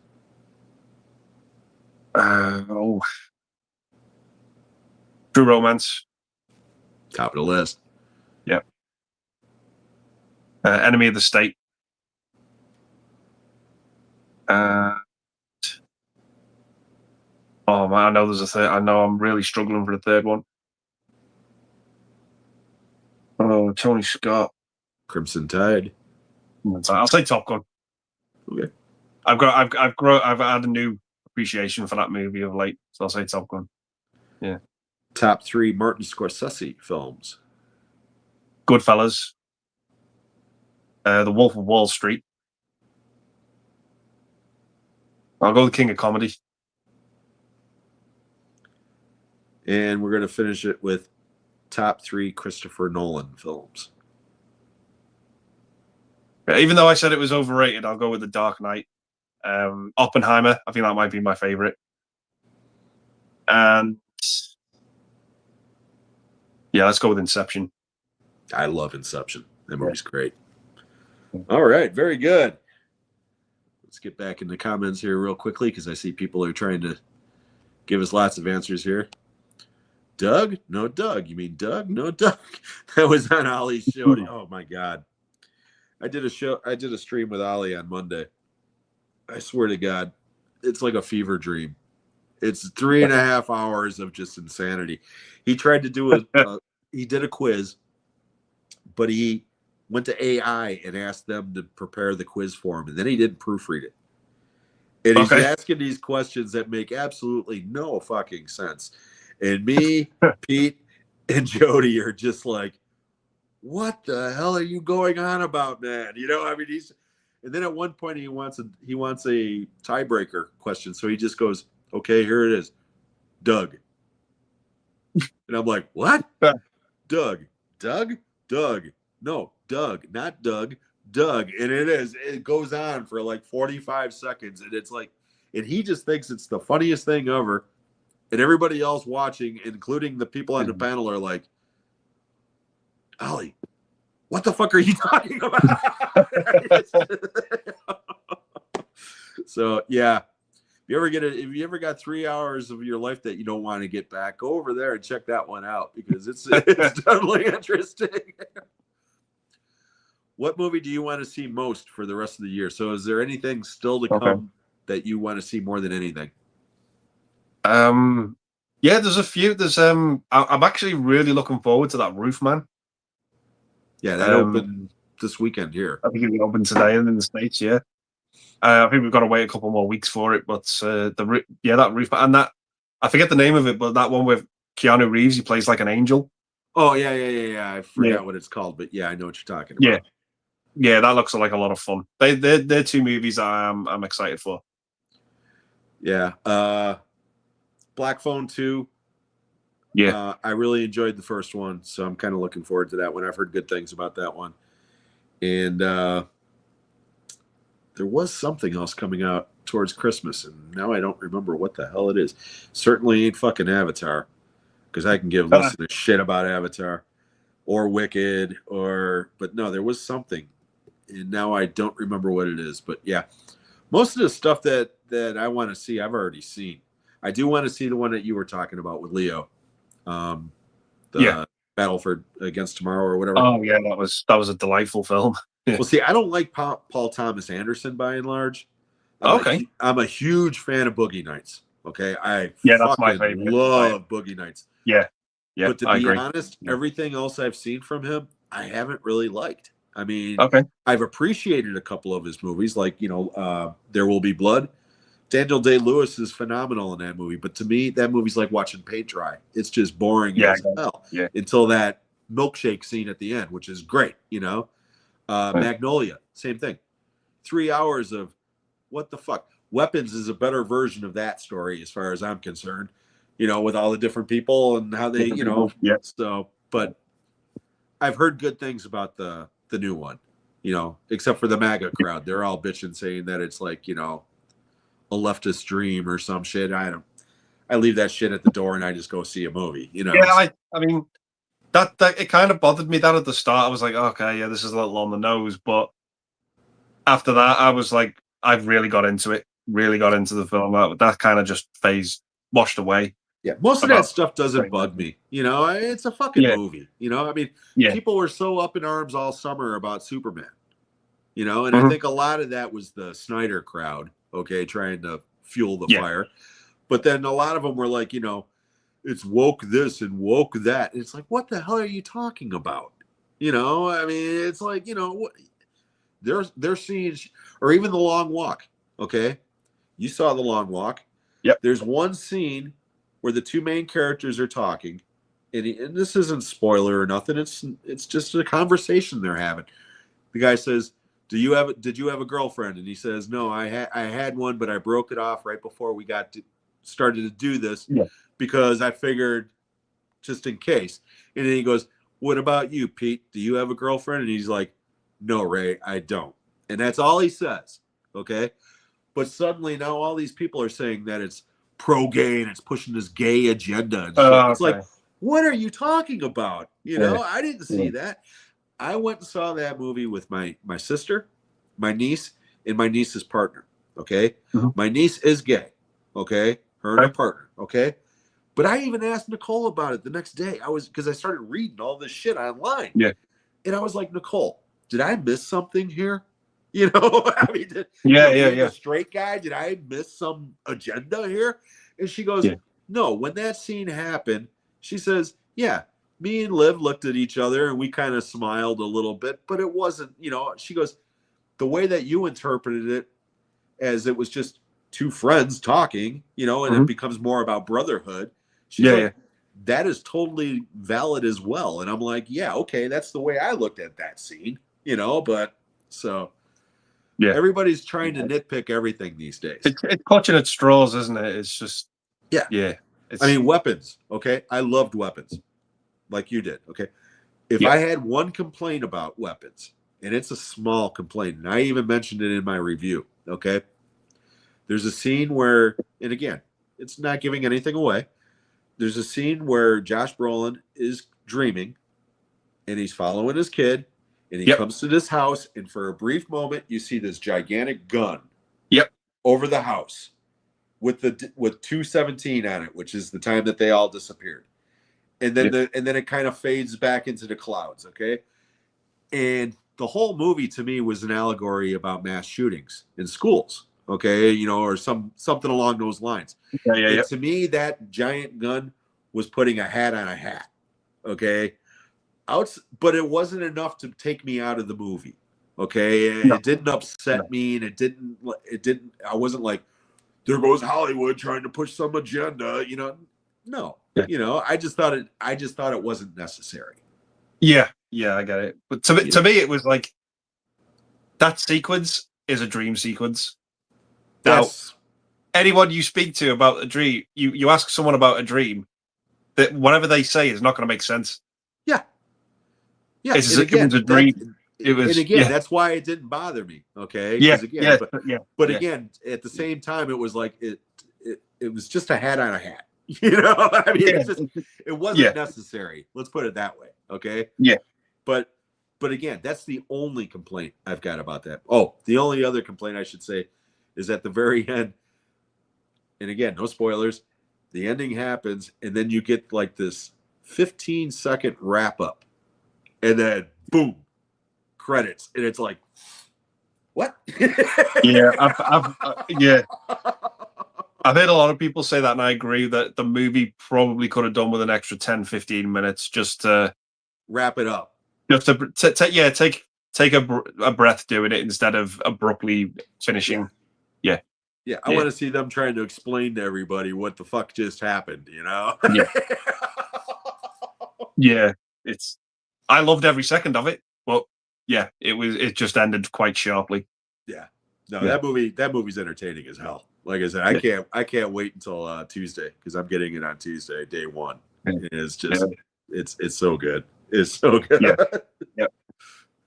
Okay, real quickly, let's get back in here real fast. But thank you for the question, Stacy. That was great. Mark agrees with you about Exorcist 3. Okay.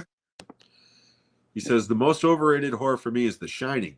Without Nicholson, it would have been such a dire film. I prefer Dr. Sleep to The Shining. And I get a lot of shit for that, But, I saw that today. I saw you mention you prefer Dr. Sleep. Yep. And again, I'm not shitting on The Shining. It's a great movie. But if I'm picking one to watch at this point, I'm going to watch Dr. Sleep. So no, it's fair enough. Can't argue with that.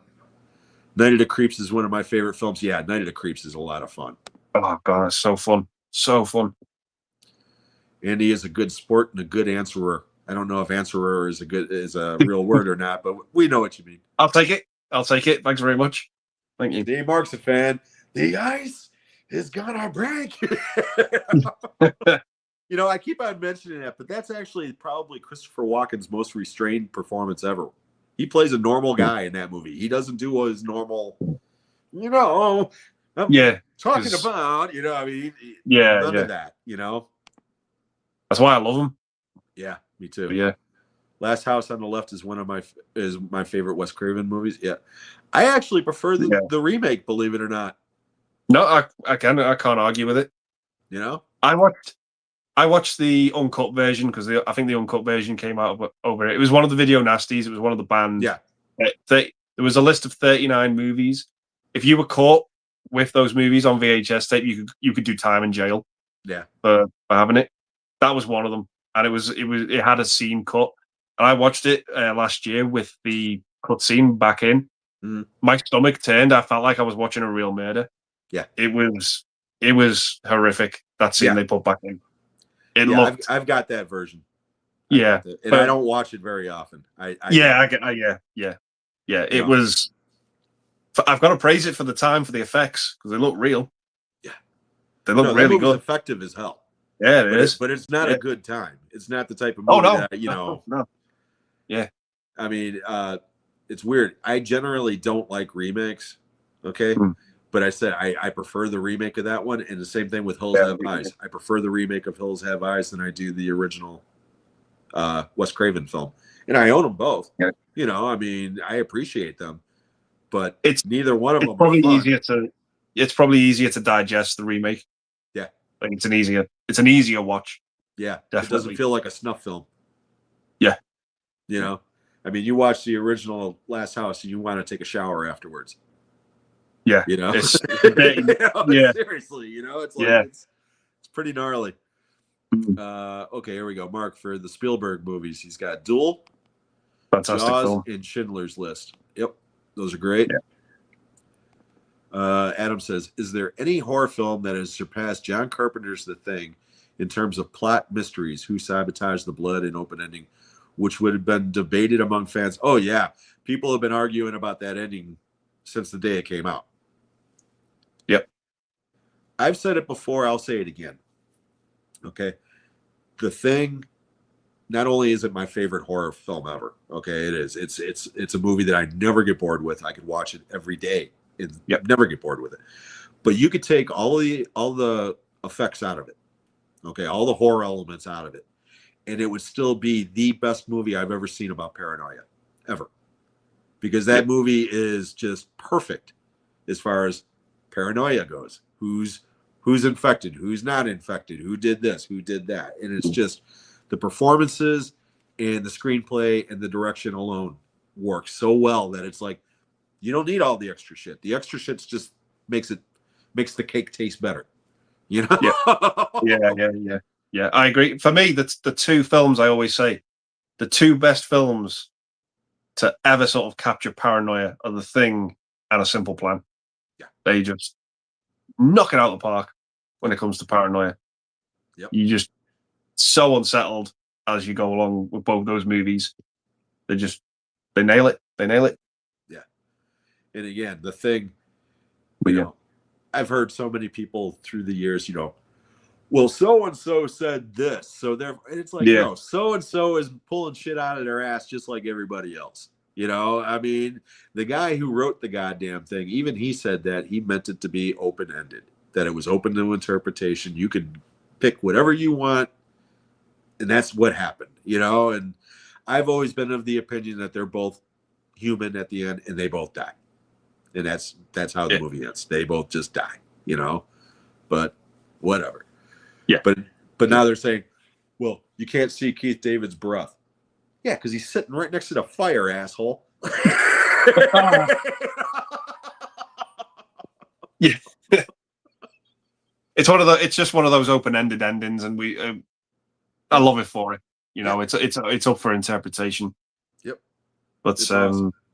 Talk about as well. Just someone said, like, what does the creature in The Thing look like? You say, I don't know. Yeah. To come up with something that you have no definitive design for. That movie is just so creative with how that creature looks. Yeah. It's everything. It's everything and nothing. That's what's so great about it. That's it. Yeah. It's just, it's executed to perfection. Yeah. Like I said, great. One of my favorite memories of all time is my father taking me and my buddy to see that movie. And the blood tusk scene. You know, when that blood jumped out of that fucking petri dish, I jumped into my dad's lap. I mean, I just started screaming like a little bitch. It was just, you know, but it's just one of those perfect memories. You know, I love it. My first memory of that film, I think I was 8 years old, and I was in Florida at the time. I was at Universal Studios, and they showed the clip of the defibrillator scene. Really? Yeah. Holy shit. Yeah. And I that was my introduction to that film. I'd never Wow. heard of it before. I'd never seen it before. I was 8 years old, and I went to this like horror makeup effects like little show they had there at the theme park, and they showed the defibrillator Wow. scene, and I was like, my mind was just blown. I Oh, couldn't I believe can what I was only watching. imagine, man. Yeah. I mean, Jesus Yeah. Christ. Yeah, it was nuts. Yeah, And the rest is history, ladies and Yeah. gentlemen. yeah. Mark says for Scorsese, Taxi Driver, Raging Bull, and Goodfellas. Yeah, Goodfellas Yeah. is definitely my favorite. Yeah, it's a fantastic film. Ollie is not well. Yeah, Ollie is definitely not well. Would you watch Valentine 2 if it was made? Yeah, I probably would. I don't mind the first one. I don't Is that think the I've ever slap- seen it, to be honest. Is it Denise Richards? Yeah. In it? Is it slappy one? Yeah, I didn't hate it. I had fun with it. The Keanu Reeves movie you were talking about is called Good Fortune. Good Fortune, yeah, that's the one. Thank you very much. House of Wax, my second time watch. Okay. The subtitle beginning at Superman, I had no bearing or concept of the universe that he was trying. Oh, okay, the new one. That's what she's talking about. Where it says 3 years ago they came out, 3 days ago this happened, 3 seconds ago. Yeah, I get it. Still need to watch 28 Days Later. I was disappointed with that movie. I didn't hate it, okay, but I definitely didn't like it as much as I had hoped. You know, it's got some cool stuff in it, but then there's some other stuff. Not even the ending. I mean, there's some other stuff in that movie that I'm like, what? You know. So, Yeah. That being said, I kind of am looking forward to the next one, though. You know, Oh, yeah. to see where Yeah, it's I am. going to go. So I'm still going to see it. Yeah, still going to see what the build-up was, because that ending has to go somewhere. Qualms with Superman are more about the poorness of the entertainment quality or value of the movie. Boring and the pocket universe scenes are awful. Well, get used to that pocket universe thing, because that's going to be where the direction of the DC is going. That tied into the Peacemaker show. Right. Yeah. Let's see here. Next episode is Brian. Yes, it is, and I'm going to be getting into that later on. Stacy says, Andy, was Fog last remake so bad that they should make another one? No. I've never seen the remake. And probably gonna stay that way. No, dude, don't. That Yeah, trust yeah. me, that's an hour and a half you'll never get back. I mean, Yeah. speaking of remakes, okay, that's the other one I forgot to ask. All right, give me top. We're not going to include the classic remakes of The Thing, The Blob, The Fly, or Invasion of the Body Snatchers. We are only talking about remakes that have come out post 2000. Okay, I want you to give me the top 3 remakes and the worst 3, because there's been a lot. Wow. See, I probably struggle to say the worst, because if I hear the bad, I don't watch them. Well, Oh, okay. All right. Yeah. Well, then top 3. Okay. My Bloody Valentine. I thought that was a decent remake. Yeah, it's fun. Zack Snyder's Dawn of the Dead is a good one. That's great. I'm struggling for the third. Oh, one comes to mind. I feel wrong saying it, but maybe Rob Zombie's Halloween. Yeah. The first one was fine. Yeah. Yeah. Okay. Yeah, I'd probably go with Dawn of the Dead. I actually like the remake of Suspiria, believe it or not. A lot of people don't, but I liked it. Mm-hmm. And I like the Friday the 13th remake too. That's a lot of fun. Yeah, for what it is, it's fun. Yeah. You know, put it this way, I would much rather watch that one than the Nightmare on Elm Street one. Okay. Or the Texas Chainsaw Massacre one, which everybody seems to love. You know, the one with Jessica Biel. I'm someone who loves that film, but I get it. Yeah. You know, I mean, they're rebooting that fucking thing again. Yeah. And it's like, do we really need another Texas Chainsaw Massacre movie? I mean, you know, the first one is a classic. The second one Yeah. is fun for what it is. Okay. And then the remake with Jessica Biel, I understand why a lot of people enjoy that one. Yeah. Are there any other ones that are like great? That's yeah. That's I'd say the original and the remake for me are probably the two most competent out of that series, that franchise. But I mean, at least two is it's not repeating itself. It's not a rinse and That's repeat why the I first one. like it. It's Because trying it's something new. so out there. It's trying. It's different. It's different than the original. It's Yeah, a comedy. yeah, it is. It is. Yeah, but That's there's Cocaine the gaps for Movie me in Part that 2. series. I haven't seen them all. But yeah, Yeah, I saw Maximum Overdrive and that one together. Okay, and a drive-in double bill, and again, 3.5 hours of cocaine on screen. Because that's all those two movies are. Yeah. You know? they're nuts. Those films, they're just crazy. Let's see here. I'm skipping through some stuff here real quickly. How old were you when you started at the cinema? Have you ever seen the sitcom The Popcorn Kid? I think you will love it and relate to it. I've never heard of The Popcorn Kid. I started working at the theater 2 weeks before I turned 16. And then I worked there for about 6 years. And then I went back to a different theater when I was in my 30s. So. Okay.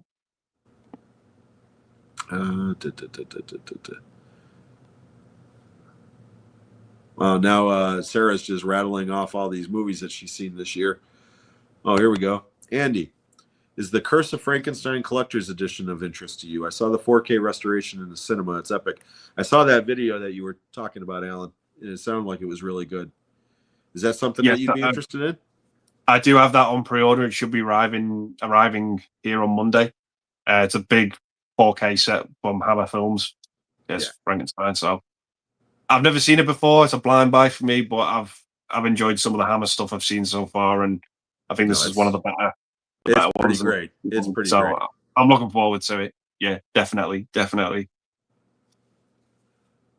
Yeah, that's the one thing in my collection I definitely need more of is Hammer. Yeah, that's a I own one Hammer film, believe it or not, just one. Wow, and that's The Vampire Lovers with Ingrid Pitt. Okay. Because I got it on Scream Factory sale for like $10, you know, a couple of years back, so I grabbed it. But gotta love those lesbian vampires. Jen also enjoyed the Suspiria remake and the Friday the 13th. Yeah, I really like the Suspiria remake, and again, a lot of people shit on that movie. Tilda Swinton's awesome. It's not the same as the original. It's doing something different. It looks different. It's just not a rin. The only problem I got with that movie is it's too long. I mean, the fucking thing's like almost 3 hours long, you know, and it's like, okay, you can take about 45 minutes out of this, you know. But other than that, I really enjoyed it. Viggo Mortensen calls you. He says, should I be the next Exorcist as a priest or in the next Halloween as Loomis? I would say neither, and I don't think Viggo would be calling me. So if he'd be calling me, I'd be too busy like picking his brain. If he called me, I'd tell him he'd got the wrong number. No, if Viggo Mortensen wants to reprise one of his earlier movies, I want to see him play the devil in a new version of The Prophecy. Okay, yeah. Because he had that little cameo as the devil in the original one, and he was great, you know. So if they ever decided to reboot that, I want to see Viggo go back as the devil in that. But I don't think they'll make another one of those. Shit, they made like 10 of those fucking movies. Let's see here. I'm a real Hammer geek, Andy. We should chat. Absolutely, Mark. Tell me all this Hammer stuff. Drench me in the knowledge. You could speak to both of us for hours about Hammer. Yeah. I have to get going, but happy I got to. Oh, thank you so much, Jen. And I'm going to have you on here sometime too as well, hon. Thank you so much for all of your support. I really appreciate it. You have a good weekend. Okay, Thanks. let's see here. Stacy answered her own question. Diane Keaton, Mountain Rushmore. Annie Hall, Godfather movies, Reds, Marvin's Room. Yeah. Yeah, all those are great. I'm a big fan of the Father of the Bride films. I love those films. Yeah, me too. Yeah. Would you like chocolate cock? I said to my wife as I was going to make a cake the other night. I did. I walked in. You want white cock or black cock? She's like, "What are you talking about?" What is your favorite horror movie scene where the person thinks they're alone in the room and then they are slashed? Ooh.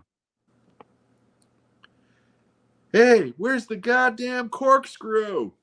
Yeah. Love that scene in Final Chapter with Crispin Glover. Yeah, that's a good one. I'm stuck for thinking of one. I really am. I'm stuck. Let's see here.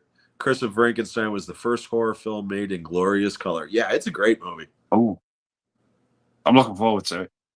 Yeah, no, those Hammer movies. I mean, some are better than others, but even the worst ones are better than a lot of the shit that comes out these days. You know, so. But anyways, guys, we are starting to come up on the 2 hours. So if you have any other questions or comments to Andy before we call it a day, please do so. This would be the time.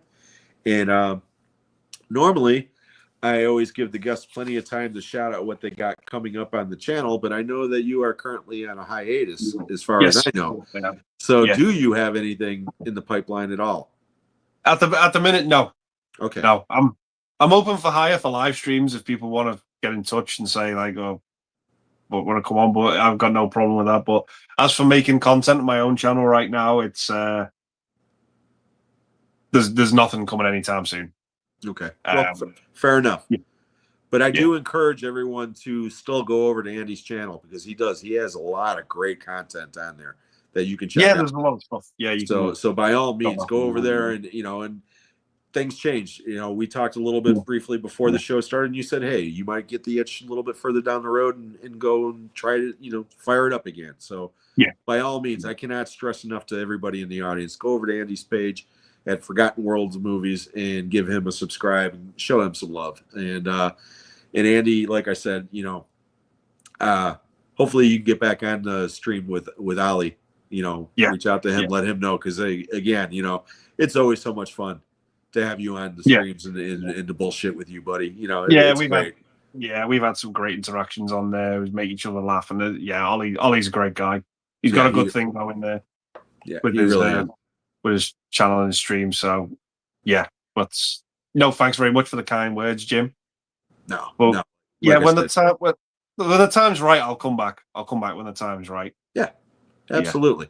And again, at the end of the day, this whole thing for doing these channels, it's supposed to be about fun, and if you're not having fun, then take some time off until it becomes exactly. It's just I don't want to be putting content out because people follow you and people subscribe to you for a reason because they've seen something they've liked, and I don't want to put out content for the sake of putting out content if my heart's not in it, right? Because they deserve to see better. They've subscribed for a reason, and I don't want to be putting out half-assed videos for the sake of putting out videos. I don't want to do that because people who follow you, the people who watch videos deserve better. Right.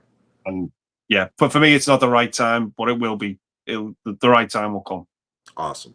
That's awesome. And again, like I said, whatever you decide to do, it's all good, man. There's people in the community that miss you, but they all support whatever you decide to do. Exactly. So it's all good. I'm still watching. I'm still supporting. I'm watching who I love. So yeah. Yeah, and Adam right here says it perfectly. For anyone who hasn't already subscribed, please do so. While Sandy's taking a deserved break, he has a huge number of previous videos. You'll have a blast watching. And I couldn't say that better myself, Adam, because every word that he just said is absolutely true. You got some great content on your channel. You really do. Thank you. Thanks. And Words and Pictures says, good to meet you, Andy. You're entertaining and fun. I enjoy your company. Thank you very much. Thank you. Mark says, do you live in Liverpool? I'm in Preston. Sorry if I'm butchering that. Are you a red or a blue? To answer that, yes, I am from Liverpool. I do live in Liverpool, and I am a blue. Okay. And I'm an American, so I am clueless. It's to do with football or soccer over here. Yeah. And speaking of Ali, his ears must have been burning. Hey guys, sorry I missed you. Hope you had a great stream. Absolutely, Hey, Ollie. Ali. And we were giving you plenty of love as well, my friend. Yeah. So, Yeah. oh, here we go. Western Shootout: The Wild Bunch or Pale Rider. I'll go with Pale Rider. Big Eastwood fan. I'm a huge Eastwood fan. I'll go with The Wild Bunch though, because Yeah. I fucking love that movie. Now, if it was The Good, the Bad, and the Ugly or Outlaw Josie Wales, I would definitely go with the those. Yeah. Mark, nice to meet you, Andy. Hope you are okay. Yeah. Again, Mark, thank you Mark. for Thank all you of very your much. support as well. And let's see here. Andy, have you seen Southland Tales? Yeah. And I liked it. Yeah. I saw it once. I don't think I got through it, to be honest. It's a messy movie. Yeah, messy it was a long movie. time ago. Yeah, but it's got a great cast. Mark says, hope you're feeling better, Ali. Words and pictures, you are no, thank you so much for all of your support, as always. I really appreciate it. And Alan says, Christopher Lee is the greatest screen Dracula of all time, Andy. Take it from there. Curse of the Werewolf. Curse of the Werewolf's a really good one. Yeah, that's what I need to see. Yeah, my favorite Christopher Lee Hammer vampire movie is Dracula, Prince of Darkness. That one's really good. And he's also in a really crazy movie with Peter Cushing. I don't know if it's a Hammer movie or not, but oh shit, my brain just went completely dead. Horror Express. Horror Express. Yeah, I've seen that one. Where they're on the train with on the train. Whatever the hell that creature is. Yeah. And Ali says, nothing wrong with me here. Okay, good. Rumor had it that you weren't feeling well, Ali. So glad to hear that you're doing well. Okay, so anyways, guys, yeah, we are coming up, or we're past the 2 hour mark. But before I go here, I have to whore out my shit again because I'm a dirty whore. So I want to remind everybody that 1 week from today, the 18th of October, at the same bat time, same bat channel, will be episode 22 with Brian, the Horror Punk. And then 2 weeks from today, episode 23 on the 25th, will be with Kara and Mika from the Double Feature podcast. So please come back and join us for those episodes if you would. Also, if you missed it at the beginning of the episode, I kind of rattled off a bunch of the prizes that I'm going to be giving out as part of the giveaway. We're going to be giving it out to 3 winners. The first winner will get their choice of 5 things. The second person will get their choice of 4. And the last person will get the remaining. And as of right now, those prizes are for digital codes, Final Destination Bloodlines, Companion, Weapons. I know all 3 of those will work. I have 3 digital codes that may or may not work. Mission Impossible Dead Reckoning Part 1, Walk Among the Tombstones, and The Collection. I am also giving out the following Blu-rays: Barbie, The 48 Hours, and A Quiet Place Day 1, which is a bootleg. And the following DVDs: Pale Rider, Open Range, Walk Hard, The Dewey Cox Story, Fear the Walking Dead Season 1, Superbad, The Godfather Collection, Last of the Mohicans, Insomnia, Argo, a double feature of Cloverfield and Dark City, 50 First Dates, Battle Royale, Goonies, and 2 George Carlin stand-up specials. Those are all on DVD. Those are all previously viewed, but they're free shit, so hopefully you guys will like it.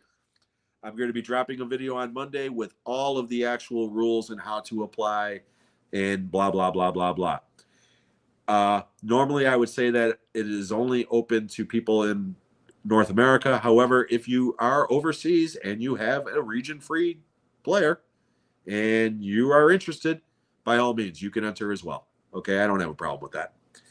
I also want to take this opportunity one last time to thank my good friend Andy here from the Forgotten World of Movies. Again, if you haven't done so, please go over to Andy's channel, show him some love and sub to his channel. As you can see from the last 2 hours, he's a great guy. And I can't stress enough, he has some great content on that channel. So, Andy, once again, my friend, I cannot thank you enough for being here. This has been an absolute blast. Jim, thanks very much for having me on, and thanks so much for the kind words. I've really, really enjoyed tonight. What a blast. What a fun. Awesome. I just hope everyone in the comments has enjoyed it as well, and as much as I have. No, we've been getting, like I said, we still Yeah. got 17 people in the chat, that's really good for over 2 hour stream. So that's great. Great. So obviously people were enjoying the conversation. So that's awesome. And like I always say to my guests, and I certainly mean this with you, you are always welcome to come back at a later time if you would so inclined. Anytime you want me on, Jim. Anytime. I told Ollie that I've got a couple more guests that I'm trying to get all first time guests through the end of the year. Yeah. But towards the end of the year and going into next year, I want to get some returning guests and even throw a couple together, like have like a smaller version of the Loons, have, you and Ollie on together or something like that. But we'll cross that bridge when we get to it. Yes, exactly. But no, thanks very much again. No, thank you, sir. Like I said, this has been an absolute blast. I really appreciate it. Yeah. And everybody in the chat, if I didn't get to your comment, I apologize. But I do appreciate all of your support. This show gets better every week, and it's all because of you guys. You guys keep the conversation going. I would run out of questions very quickly if it wasn't for all of you in the comments. So please, once again, go over to Andy's channel, show him some love, show him the support that you always show me. And I cannot thank you enough for all of your support. So I think we are going to call it a day, guys. We'll catch you on the next one. Take care, everybody. See you soon.